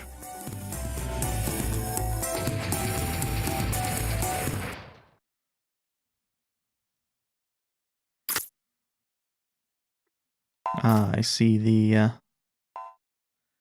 boxes that we will need to come back for.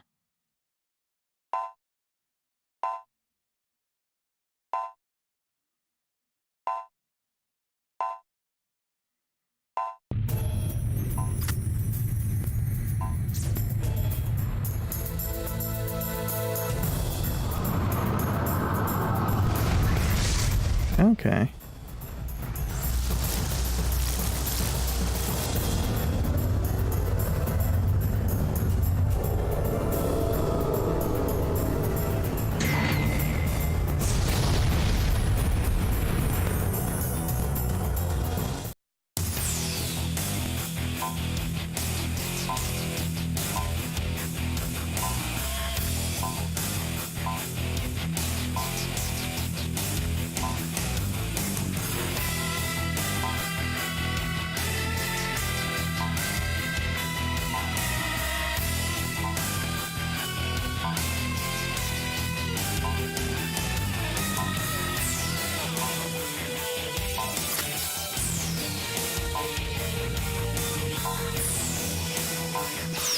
Apsalus is what the mech's name was. I was having trouble remembering it.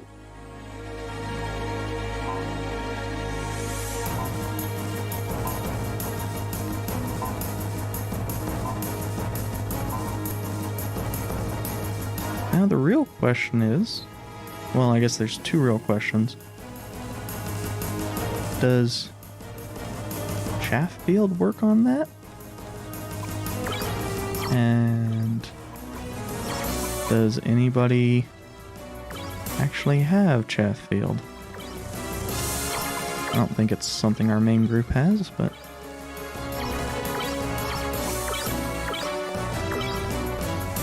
oh, I can actually swap that over to melee. Big bosses cannot counter melee.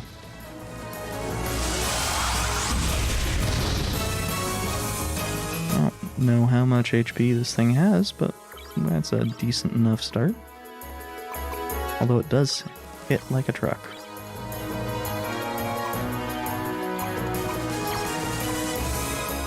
So I think what I'm going to do, I think it's Aeon that has it.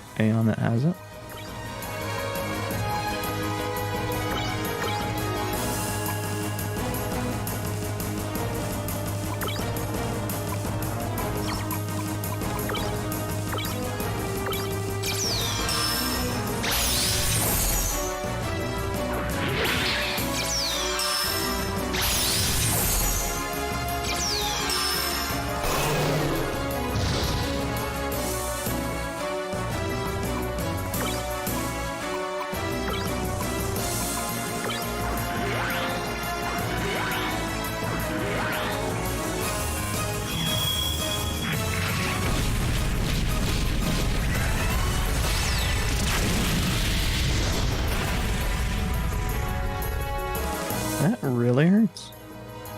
Unsurprisingly. So let's swap out to somebody with full health.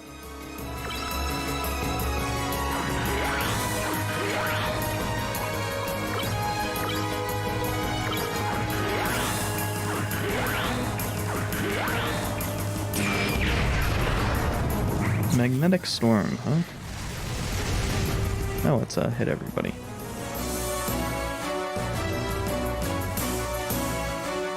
Why do I suspect this is going to be Magnetic Storm again?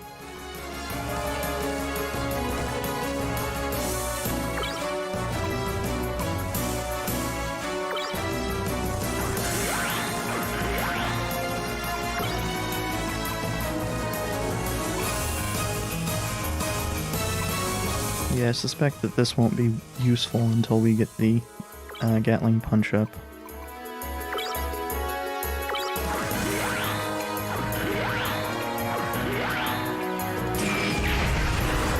Another Magnetic Storm. It shouldn't do too much, but that is annoying.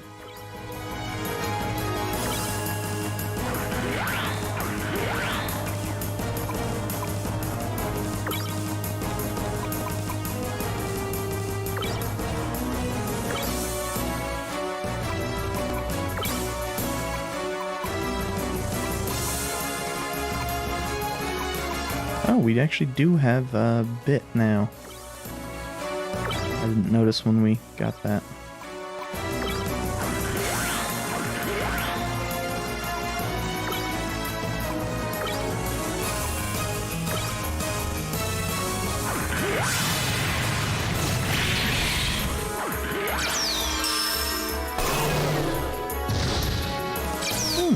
That's annoying.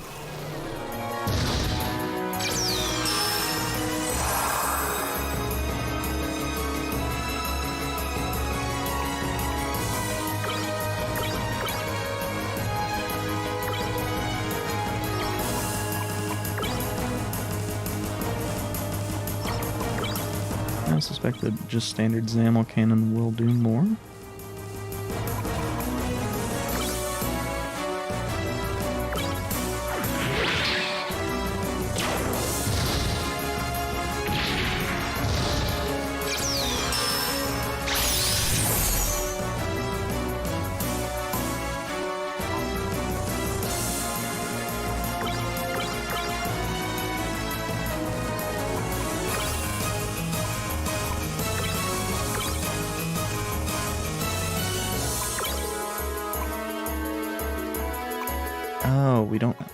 Oh no, that actually might work.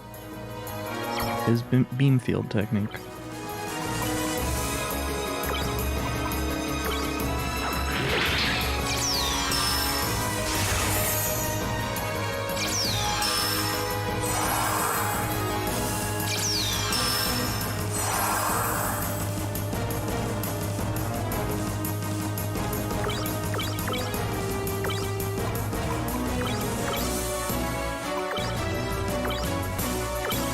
Because I think that should count as a beam.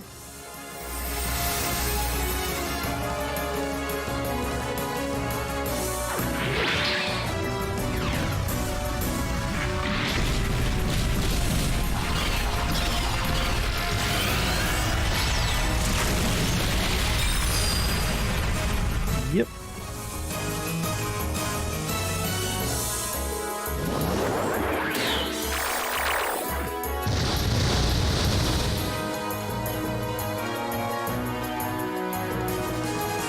Yeah, bits do a lot of damage.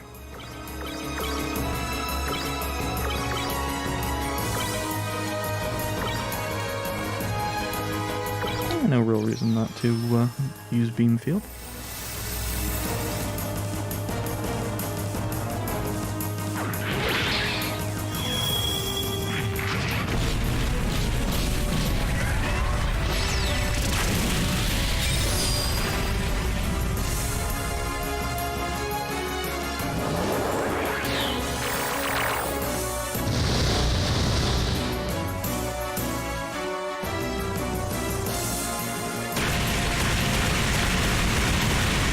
Okay, so I have no idea how much health that had.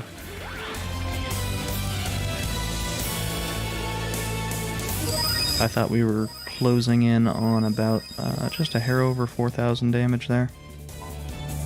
4,100, 4,200. But I have shown on more than a few occasions that because I largely ignore the last two digits, when I get a lot of attacks in,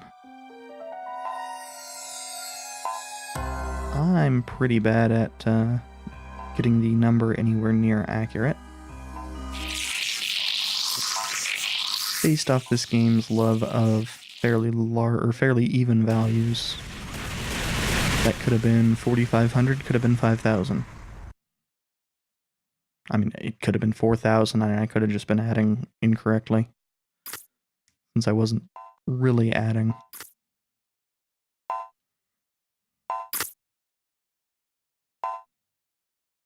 A lot, Tremmy.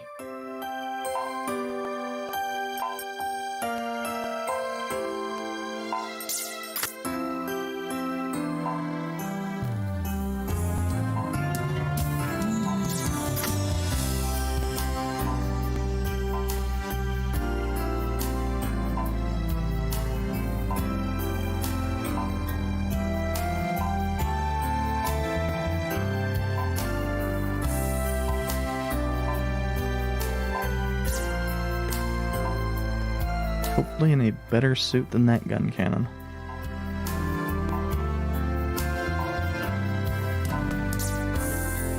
Well, hopefully it's not a huge pain to get back here. I know it will be.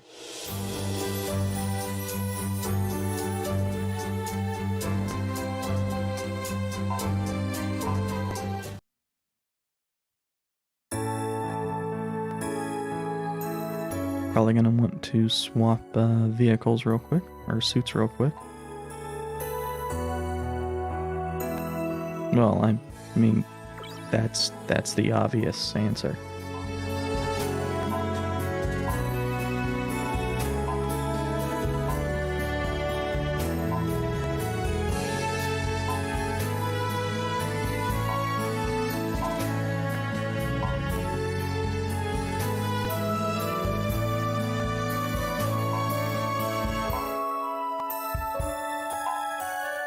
And one of the real reasons to swap the suits around is just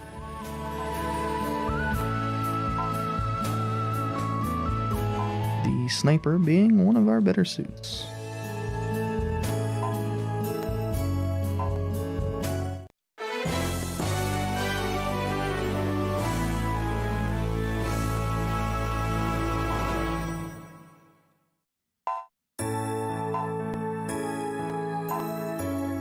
If somebody could get this far without swapping suits, I would be seriously impressed. Especially given how bad the GM would be by this point.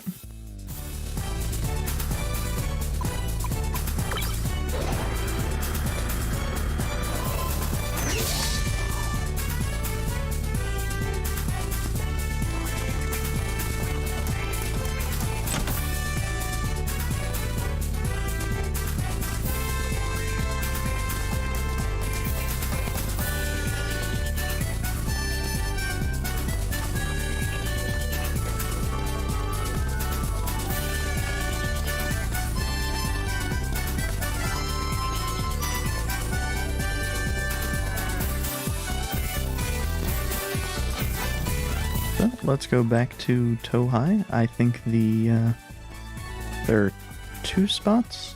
Well, 3 spots if you include both of the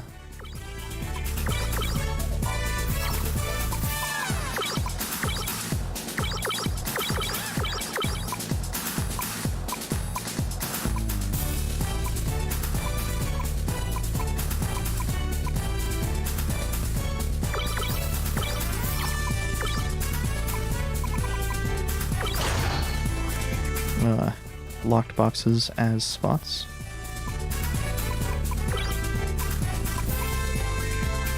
Oh, I never equipped the short bear to anybody.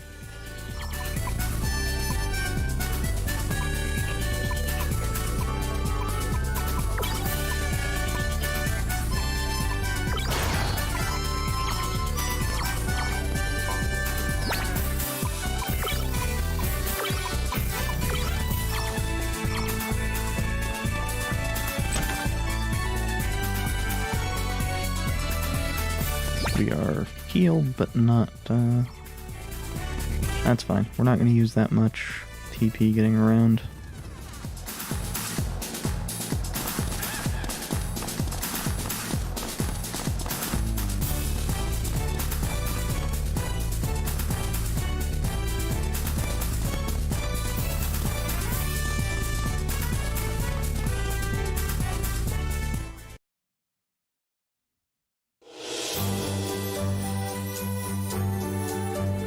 I believe one of these boxes is going to be considerably better than the other.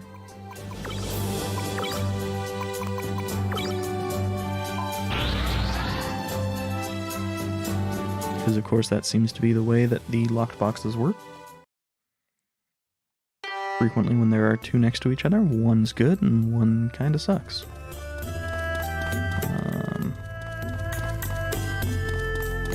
Where's the little kid that told us about that?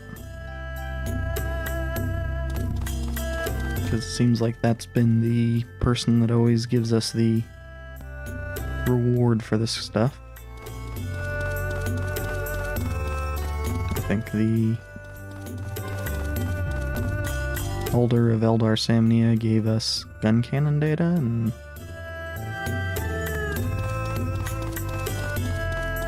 there was the Gyan data, or well, Gelgu data is what I ended up picking up, but it was an option to do either from HAL. And I could be wrong here.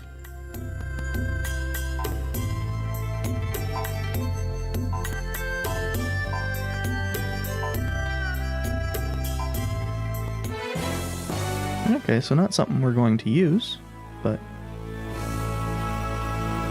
should sell pretty decently.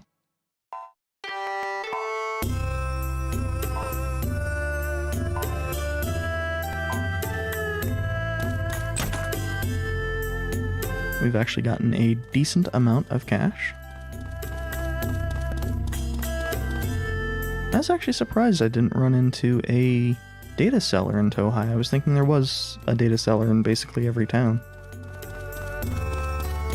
I could have just been blind.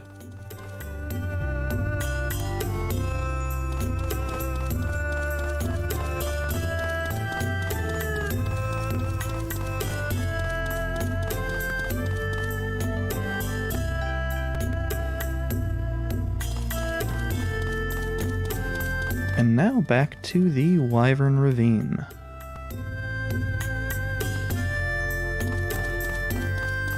having Aeon be part of the main party in place of Vargas will help the oh, it is a good thing I checked that. It'll help our damage a little bit, but it will be a little bit worse as far as melee damage.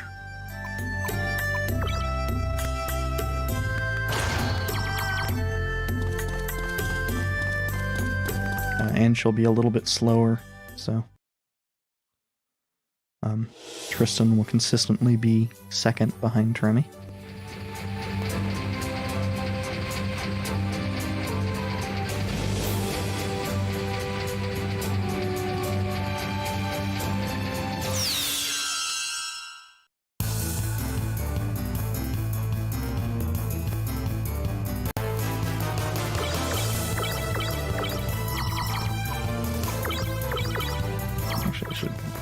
Just have him attack the second one. And just like that, we are down to just 4 people.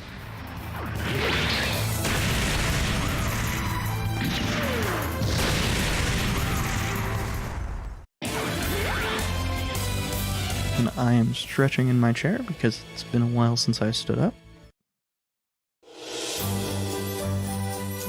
Once we get back to the Wyvern Ravine, I am going to stand up and stretch for a minute.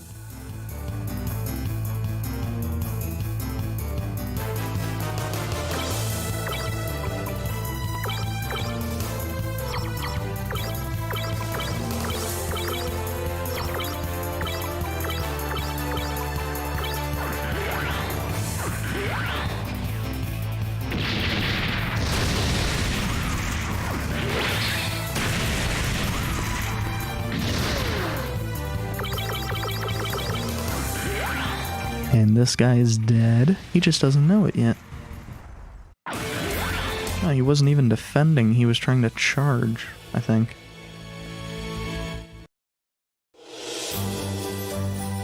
One of the oddities with the Hyzak seems like it's, I don't know what its default loadout is as far as the shoulder stuff. But of course we've seen Hyzak spikes and Hyzak shields.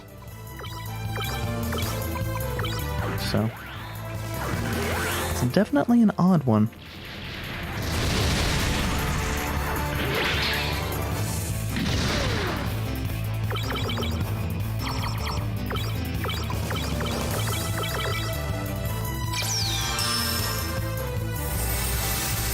That's annoying, but shouldn't actually do anything, since we use missiles.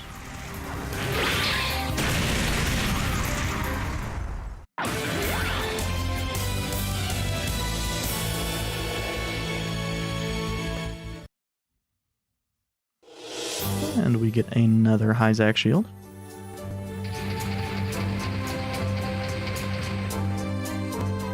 And like I said, once we get to this first save point, I'm going to stretch for a moment.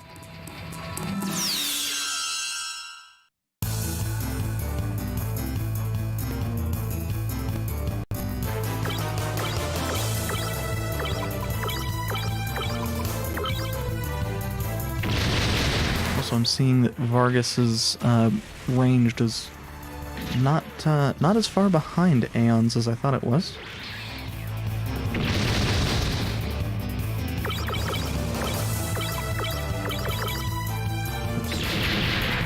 Shouldn't matter, but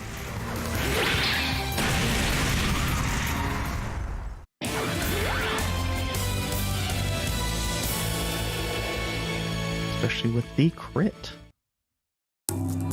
And like I said, I'm gonna go stand up and stretch real quick.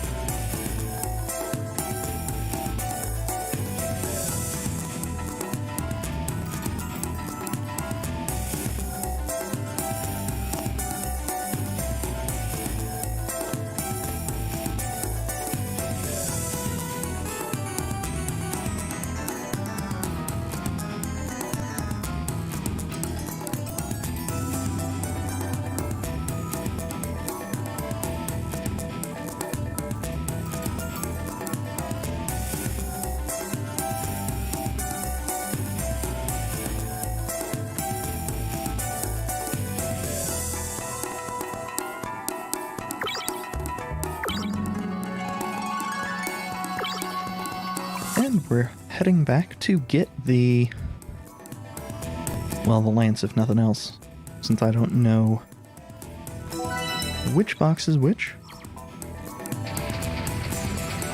We'll likely pick up both. We have the hacking tools. Worst case scenario, I know eventually we can purchase hacking tools.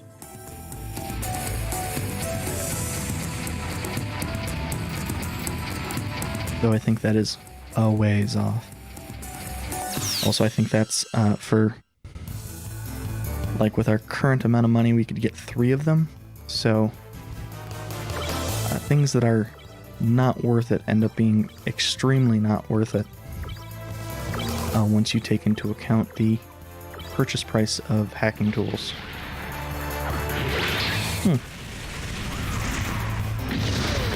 I think that's the first time we've had Tremmy miss with the arm launcher.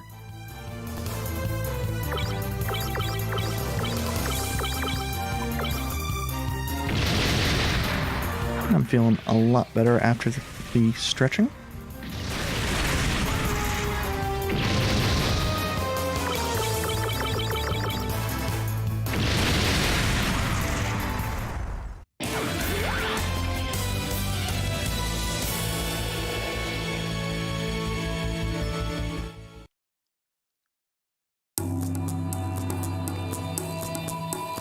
So I am guessing once we go back to Eisengrad, the reason that Fanboy MS Prime made such a big deal of doing this immediately is that we probably have a stretch where we are in a specific location and can't leave.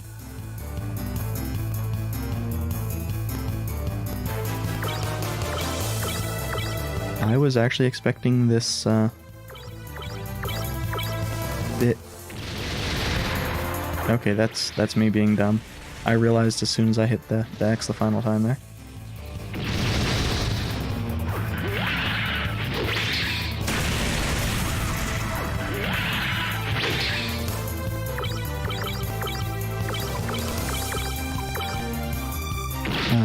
I suspect it's something like we had here, but even longer. Because this ended up being a lot shorter than I had anticipated. Or I guess I should say than I had remembered. Since a lot of this is just based off, a lot of what I'm saying right now is just based off memory.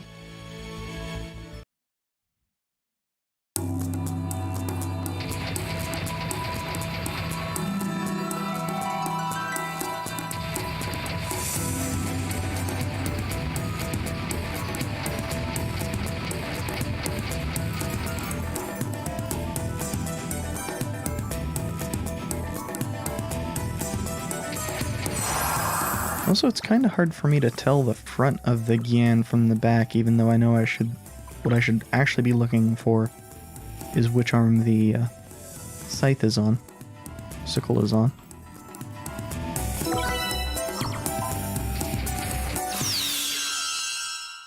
Also, depending upon how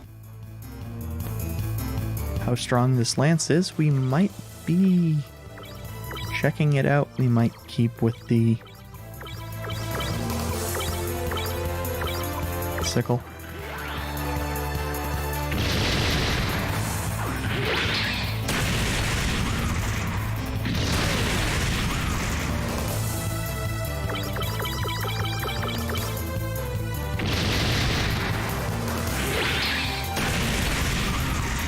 Because I believe the lance is a bit stronger than the sickle. 160 versus some amount.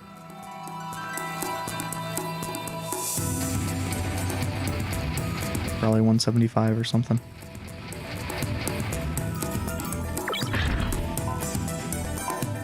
Zagaklar.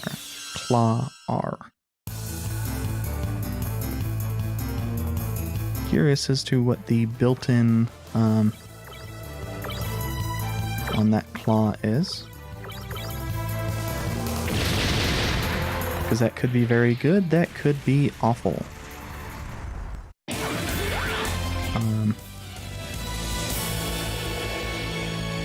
It also depends upon what the actual stats on it are. Again, it could be fantastic. I used a regular Saga claw for a while. So... Oh, that's 200, not the 175 I was expecting. That means that almost any arm would be slightly better with it than the sickle. Because the built-in on the sickle is, I think it's 55 attack. So it only needs to be 15, and the Gyan basic arm is 22. This looks better, but it's actually not. It's, the Saga claws can't hold weapons. So let's escape. I'm just gonna go to toe high to get things moved around. Since it's right here, and if I wanted to purchase weapons, it would be the spot to go. I don't think I do, but...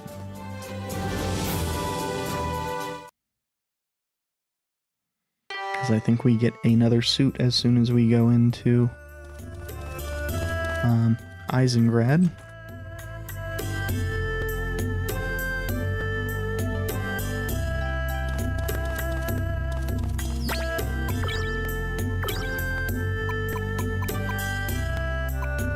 So, yeah, well, let's check out the Saga claw.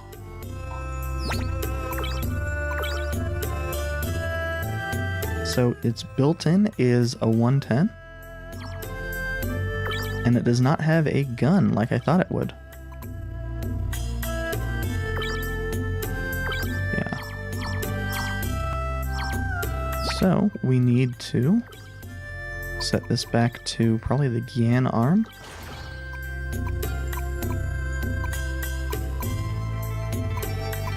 Yeah. Now we'll probably want to have...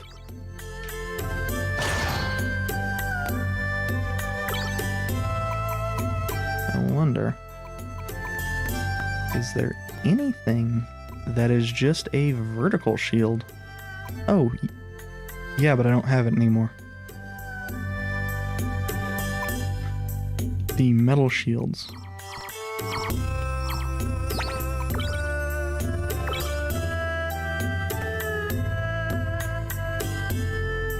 So, I mean, I also need to compare that against not having the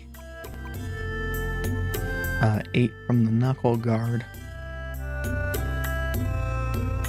So it's a slightly losing proposition, having this big ol' spear. But,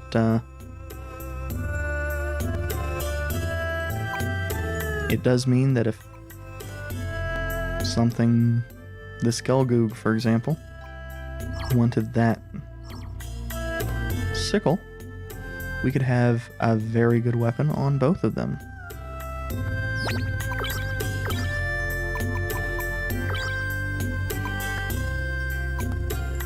Here, I'm checking to see if we got anything that would be better. And this is the direct comparison of the Kaempfer versus Hyzak spikes. Pretty obviously, the Kaempfer are a fair amount better. The speed difference, if nothing else.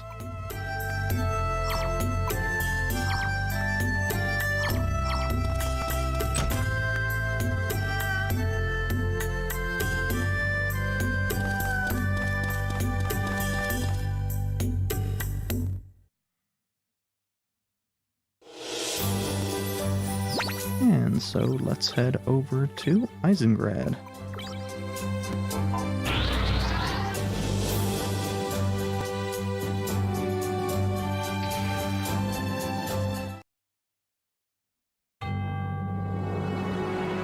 We'll probably need to mess around with suits and suit layouts and such once we get stuff here.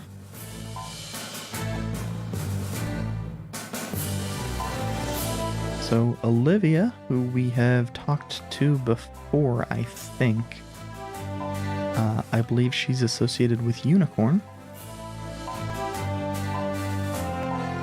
Unicorn proper.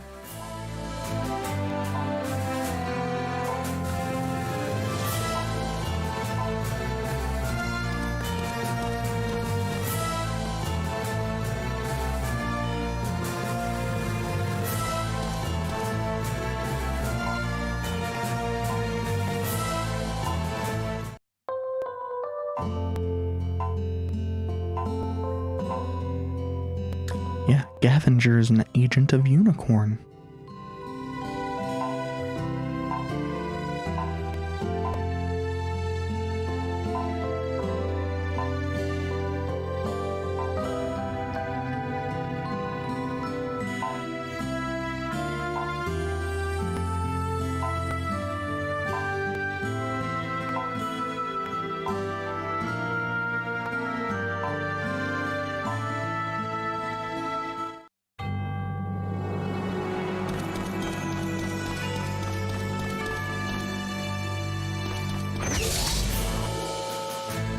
Oh, actually I did want to talk to Tremmy there.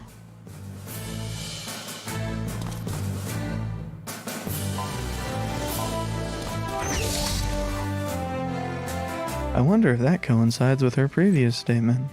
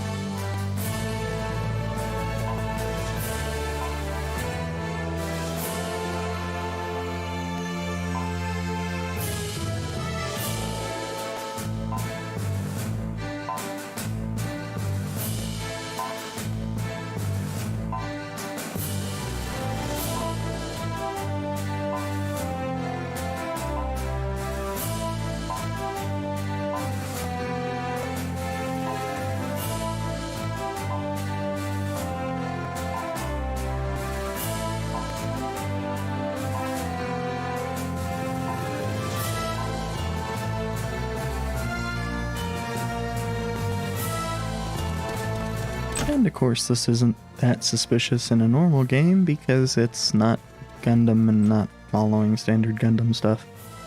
But it's incredibly suspicious in this game.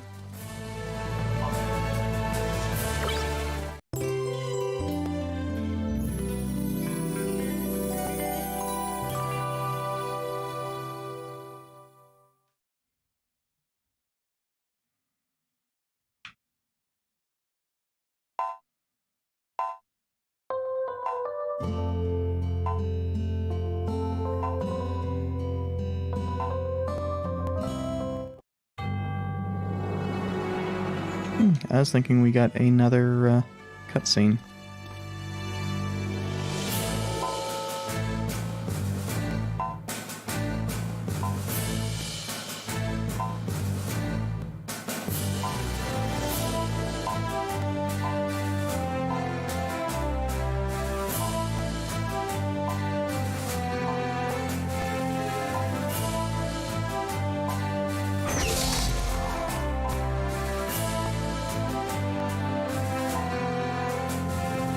At least it's not super obvious, like there's only 2 people in the whole world with feathered hair or something.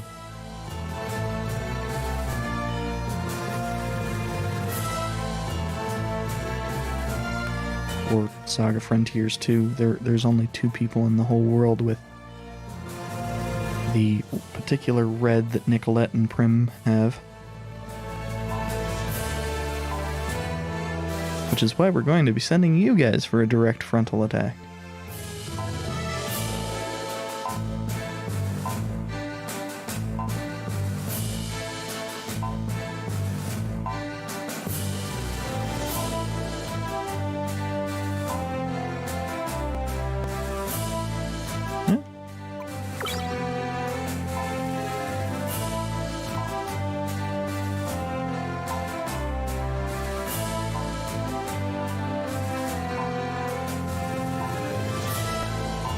Tremmy with the spot-on analysis of the plan.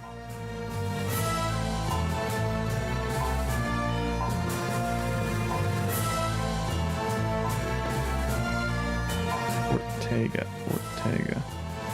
Is that the one where we got the long-range rifle? I suspect it is.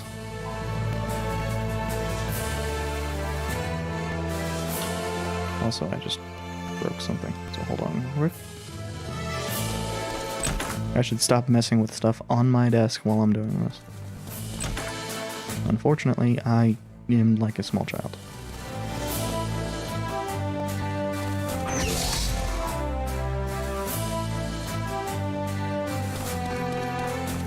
I think it's the hangar here. And normally, this would show us what, everybody's suit, I think?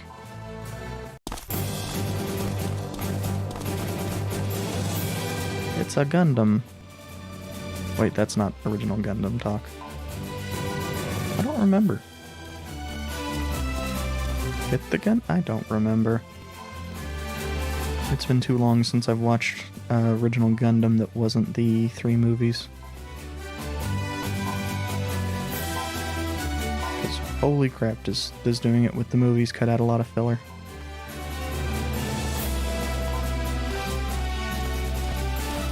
So, this changes Tristan's suit. But we're not going to leave it on Tristan. Not if we actually have access to both upgrading it and swapping it to somebody who can make better use of a balanced suit. Like Tremmy. Also, it kind of sucks right now.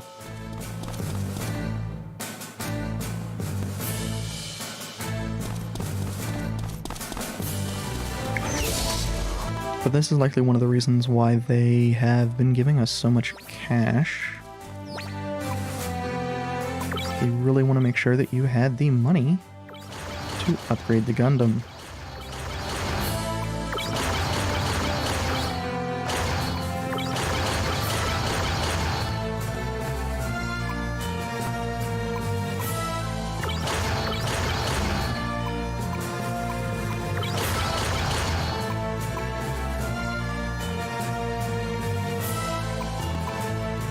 Now, everything else is a bit behind, so I'm not too concerned with upgrading them.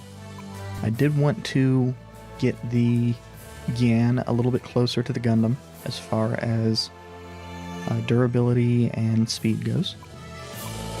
Obviously, it is a lot behind as far as actual durability goes because the Gan's armor sucks, and I meant to swap. And let's just swap Tremmy directly over. Scavenger will probably make better use of that Galgoog.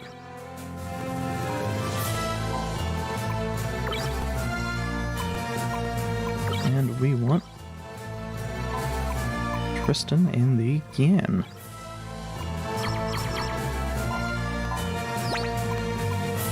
And that should put us at pretty good spots. Yeah, the Gundam Saber and Gundam Rifle are both usable, if nothing else.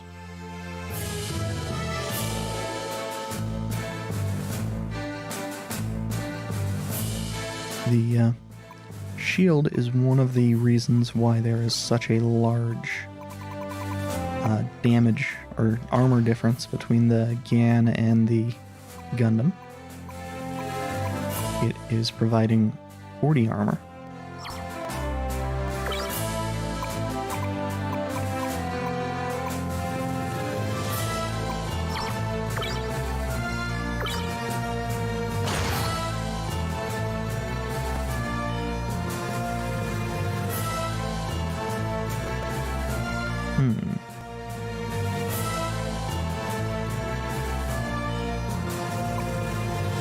I am actually seriously considering swapping the Galgoog over to a more melee-focused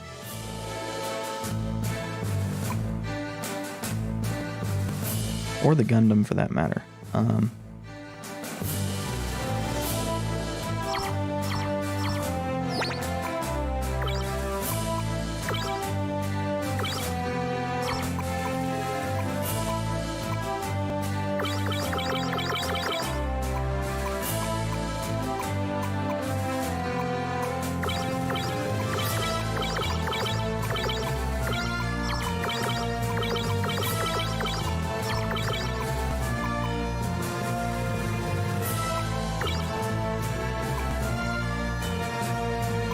Now what that would mean is swapping that over to the sickle.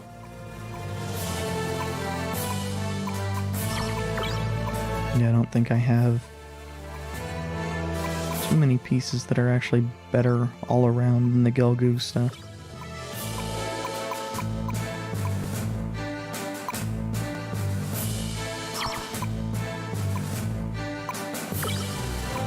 And the Gundam Armour is actually really good, being high defense and relatively low speed decrease.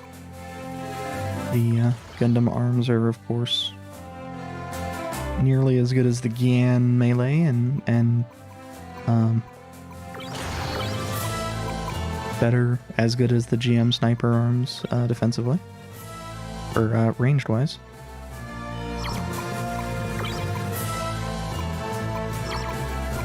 And of course there's no reason for any of these to swap their legs with anything. Their current legs are far superior.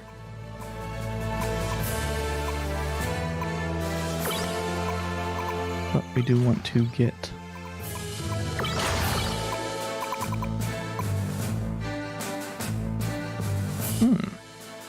that is probably worth it.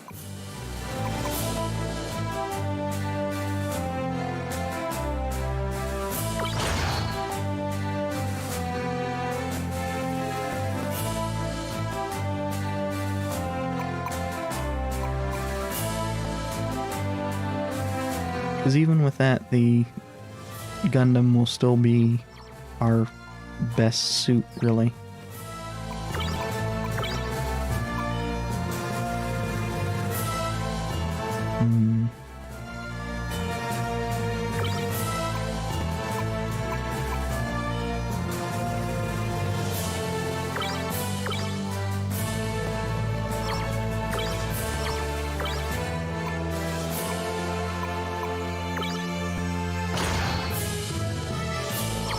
Yeah, I think I am gonna swap on the Gelgoog. It's just too large of a damage increase not to.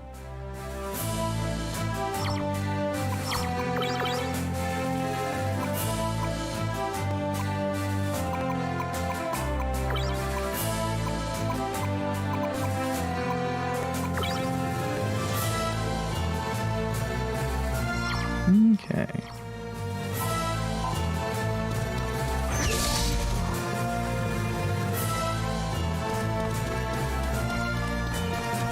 So, now we are once again a fair bit more capable.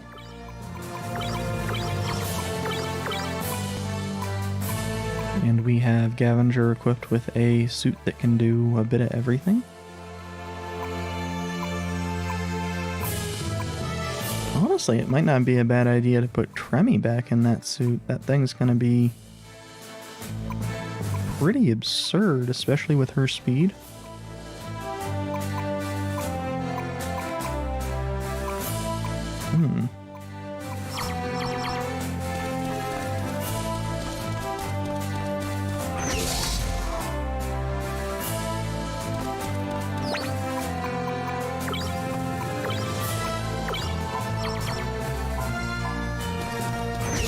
This is one of the oddities of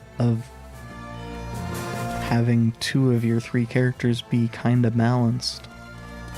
Just having different things that they focus on beyond the balance. Of course, who knows if once we get some more people in the party, which I'm assuming is happening soon, probably once we get towards Traga, I think it was called. Fall Dust. Taiga. Oh, Howl's joining us. I don't know if his suit's going to be any good.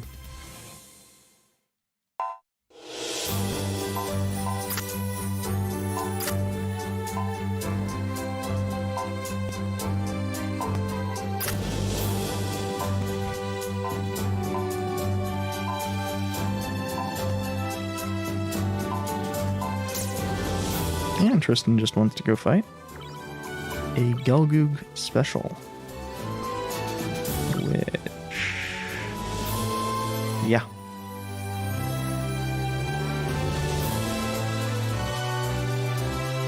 I don't remember what he had first time we saw him.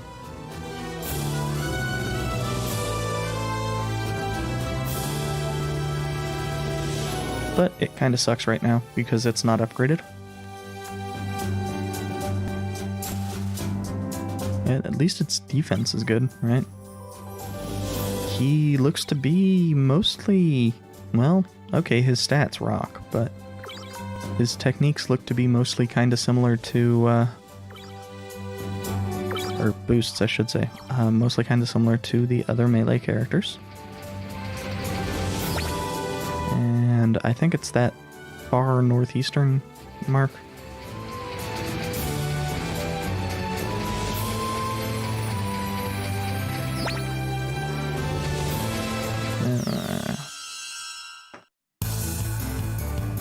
Sometimes I hate this map. And by sometimes I mean pretty frequently I hate this map. So if we had one more, he could do shoot all.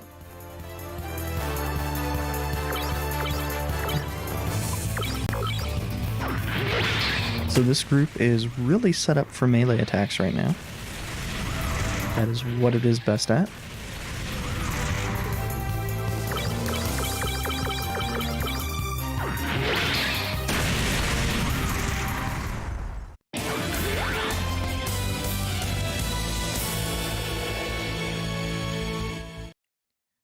And I can't really say for certain if that is a death sentence right now.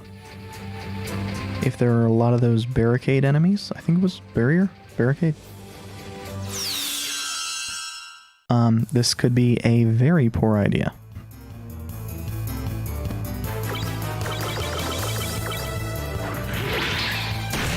Also looking at the way that my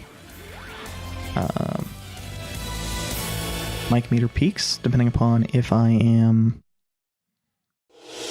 sitting back or even just slightly off the back of my chair, I might need to bump up my compressor on my mic a little bit. Make it just a tiny bit more aggressive.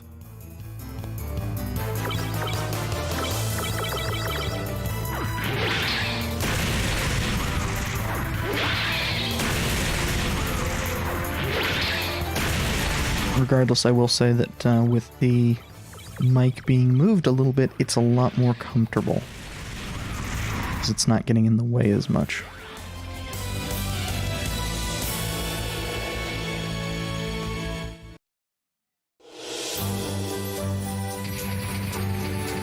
It does hurt my neck a little bit, but that's because I'm trying to talk down into it, even though the mic is pointed at my mouth.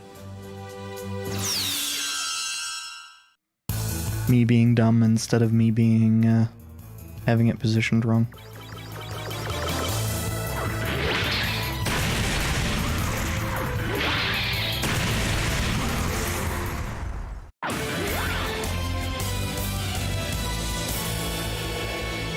Once I get used to it, this should make it much more comfortable to do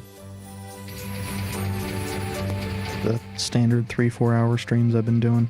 Well, not done a 4-hour stream, I shouldn't say that, but standard 3-hour-ish streams I've been trying to do.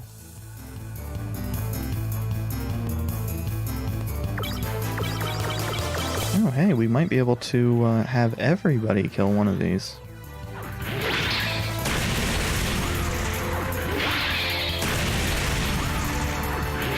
That impact lance is a really nice looking weapon. Also, I like how all of the weapons look different.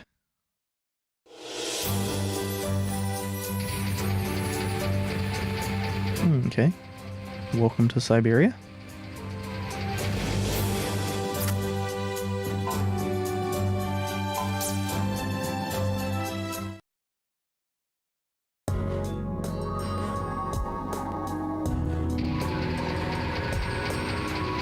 And right here was the long-range rifle.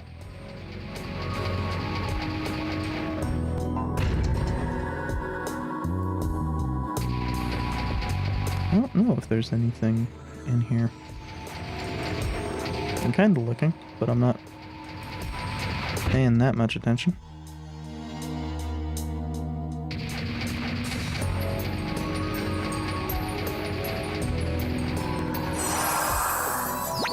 Okay, so I guess once we get back here, likely on the way back through Fort Taiga, we will need to go through some fights. That tends to be what these save points in here mean, in forts mean.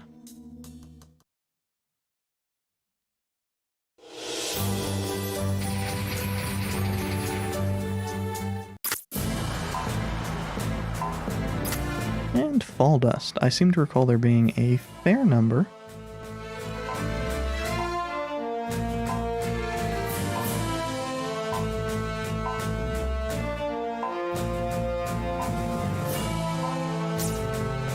of items here.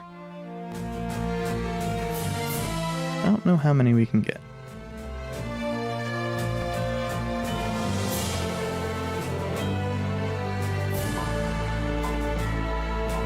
Also, I want to hit up the vendors, because I know that there I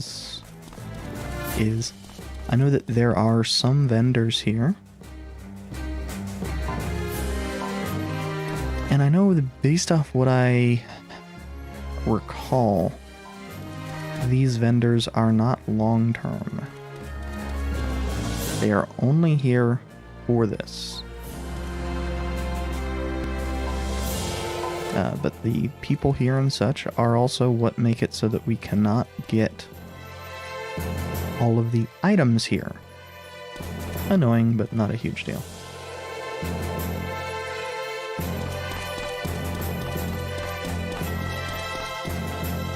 I think it's those two items in particular.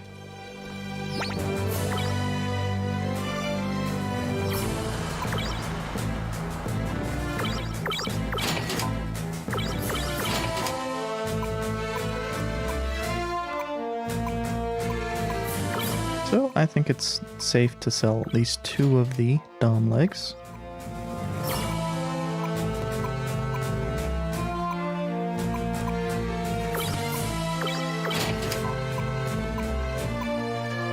The Gelgoog arms are making basically everything else safe to sell. Yeah, the regular Ziga Claw mentions that it has a built-in beam gun. The improved one does not have one. Also doesn't seem to be worth using based off the fact that it's got a crappy weapon attached. If we didn't have the sickle, maybe it'd be decent, but we do, so it's not.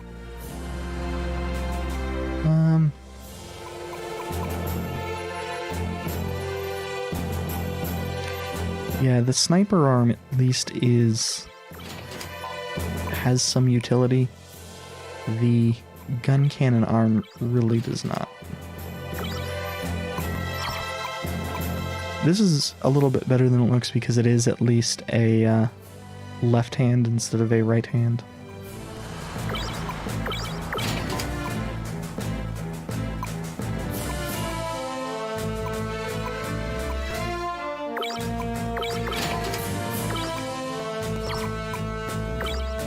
I'll keep those around until we definitely are past the point where we need them.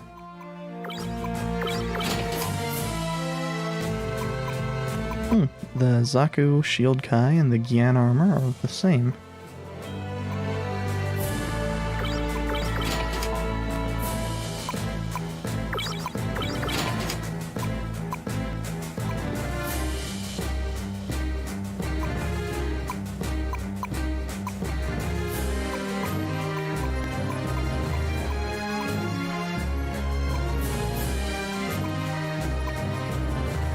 Yeah, we actually are making use of shields, which is kind of surprising to me. I think I'm gonna drop that just because we're not... I'm probably not gonna make use of most of these. I don't think the Gelgoog can equip that because it has a missile shield on. And the arm missiles are kind of falling behind, but I recall wanting to keep them just in case we end up getting something that uses every weapon you have equipped.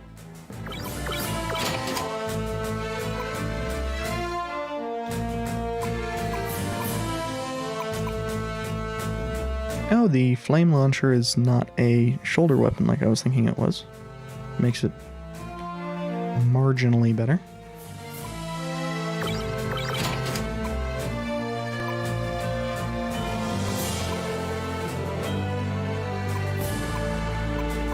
I'll keep these just because there's not that much purpose in selling them right now. We had a goof.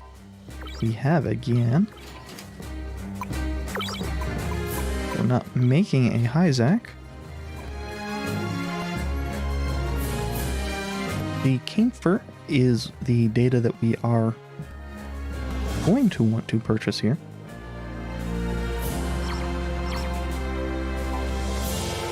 Oh, I didn't check what you actually had.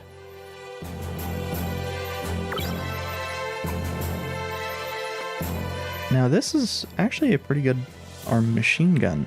It's 80 for 1 versus the 88 for 2 of the shield that I currently have on that Gelgoog. These are pretty powerful. I wouldn't want the Hyper Bazooka just because of the fact that it's a bazooka. And if anything, the bazookas that I've used have been such trash that I have no interest.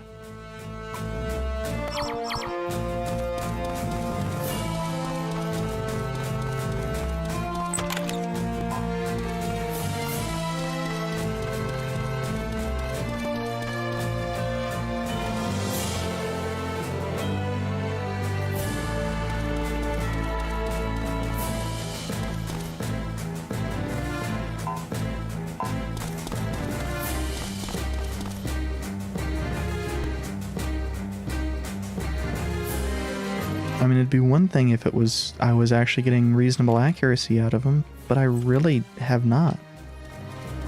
I was getting like 2/3 of the time it was missing. And I had it on Tremmy, so... Yeah, I think those 2 chests that I pointed out earlier as probably being the ones that I cannot get right now. Because I can't remember if it's one or one chest or 2 that I can't get right now. I think those are the ones that I just don't have access to. Yeah, the King for data, which we are getting, we are maxing out on.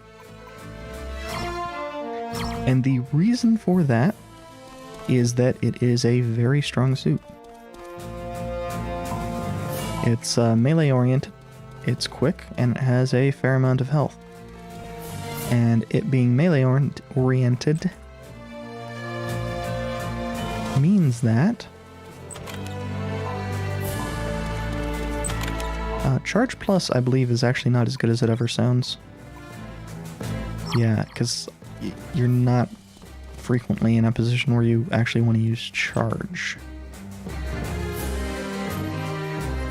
So I've gotten 2 small E-caps, a Maricide data, an attack upgrade kit, a Charge Plus, and a large E-cap, and I think that is all we have access to.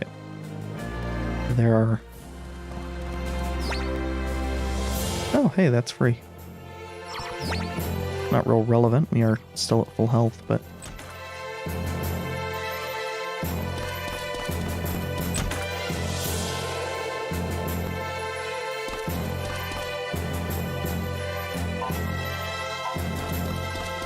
You do that, dude.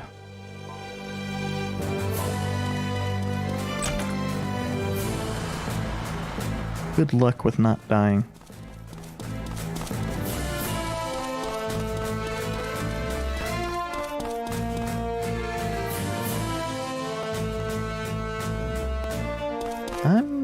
going back to Eisengrad. Bye-bye.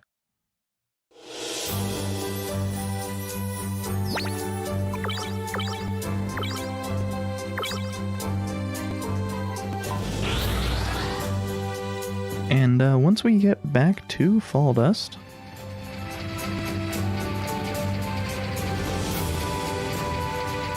actually I'm going to do the setup in Eisengrad, and then once we do that, I'll come back to Fall Dust, do a save, and then that's going to be it for this time. We didn't really get that much done in the last hour or so, but it happens.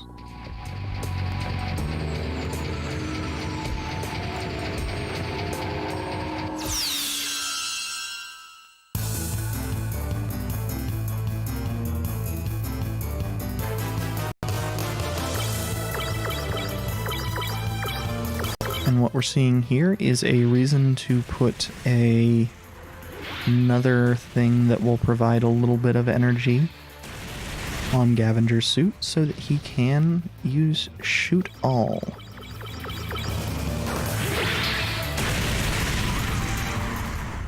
The Gundam, well, the Gundam's not the first one that we've seen that was a good candidate for this, but it's the first one that I had since I skipped the Zaku 2 special.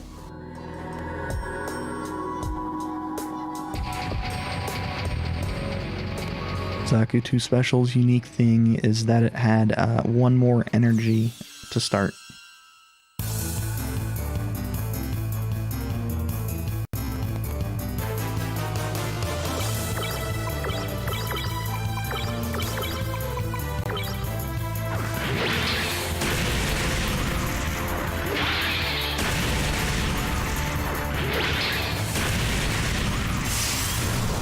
And I'll have to check and see what our starting energy things are. I was thinking we had two, one that does minus speed and one that does minus attack and range, but I didn't see the attack and range one last time I was looking. I may have screwed up and sold that.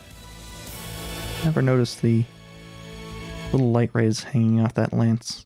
Then again, we haven't killed too many things with it being the final with once we swap to it.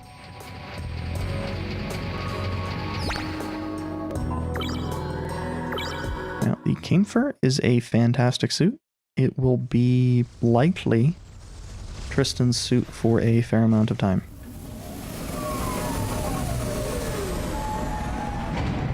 And of course, one advantage of it is that it's nice and blue.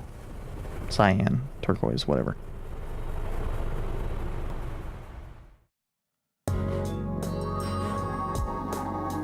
And of course, it comes with one set of the spike shoulders and one set of non-spike shoulders, which are very good from the Camphor. I believe those are high defense and high speed. For a melee set, yeah. We're past goofs by a fair amount.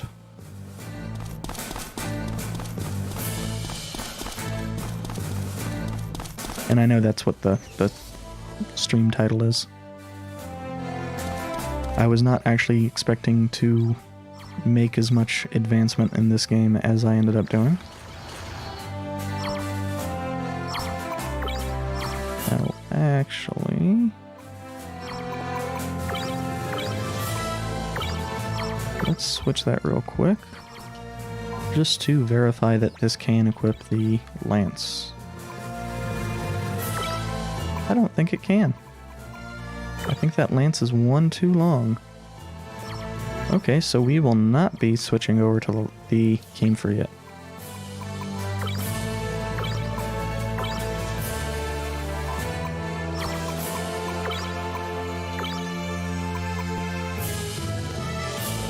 Although it probably is better than the Gelgoog, so we will get that switched over.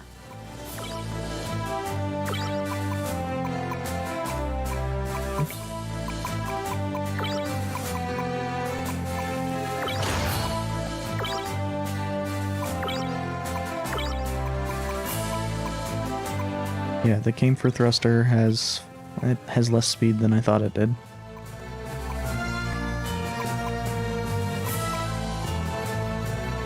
I think probably just the Gan armor. And what are its own arms? Yeah, high speed and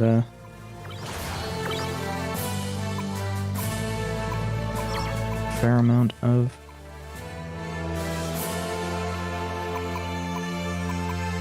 the capacitor is what I wanted to throw on the Gundam.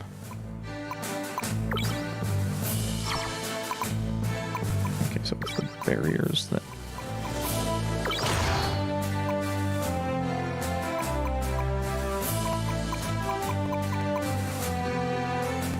Okay, let's get Tremmy switched over to that.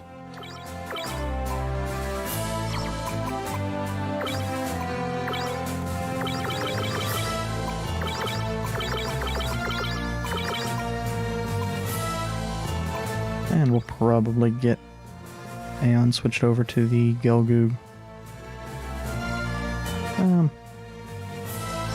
Actually, no. I'll do this off screen because I know that this is boring and I'm going to take forever doing it. That is going to be it for this time.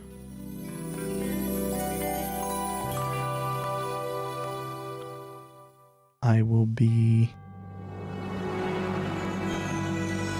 That's the wrong scene. I will be back with more of this Friday, and I'll be back with Super Mario RPG Randomizer tomorrow. Thanks for stopping by.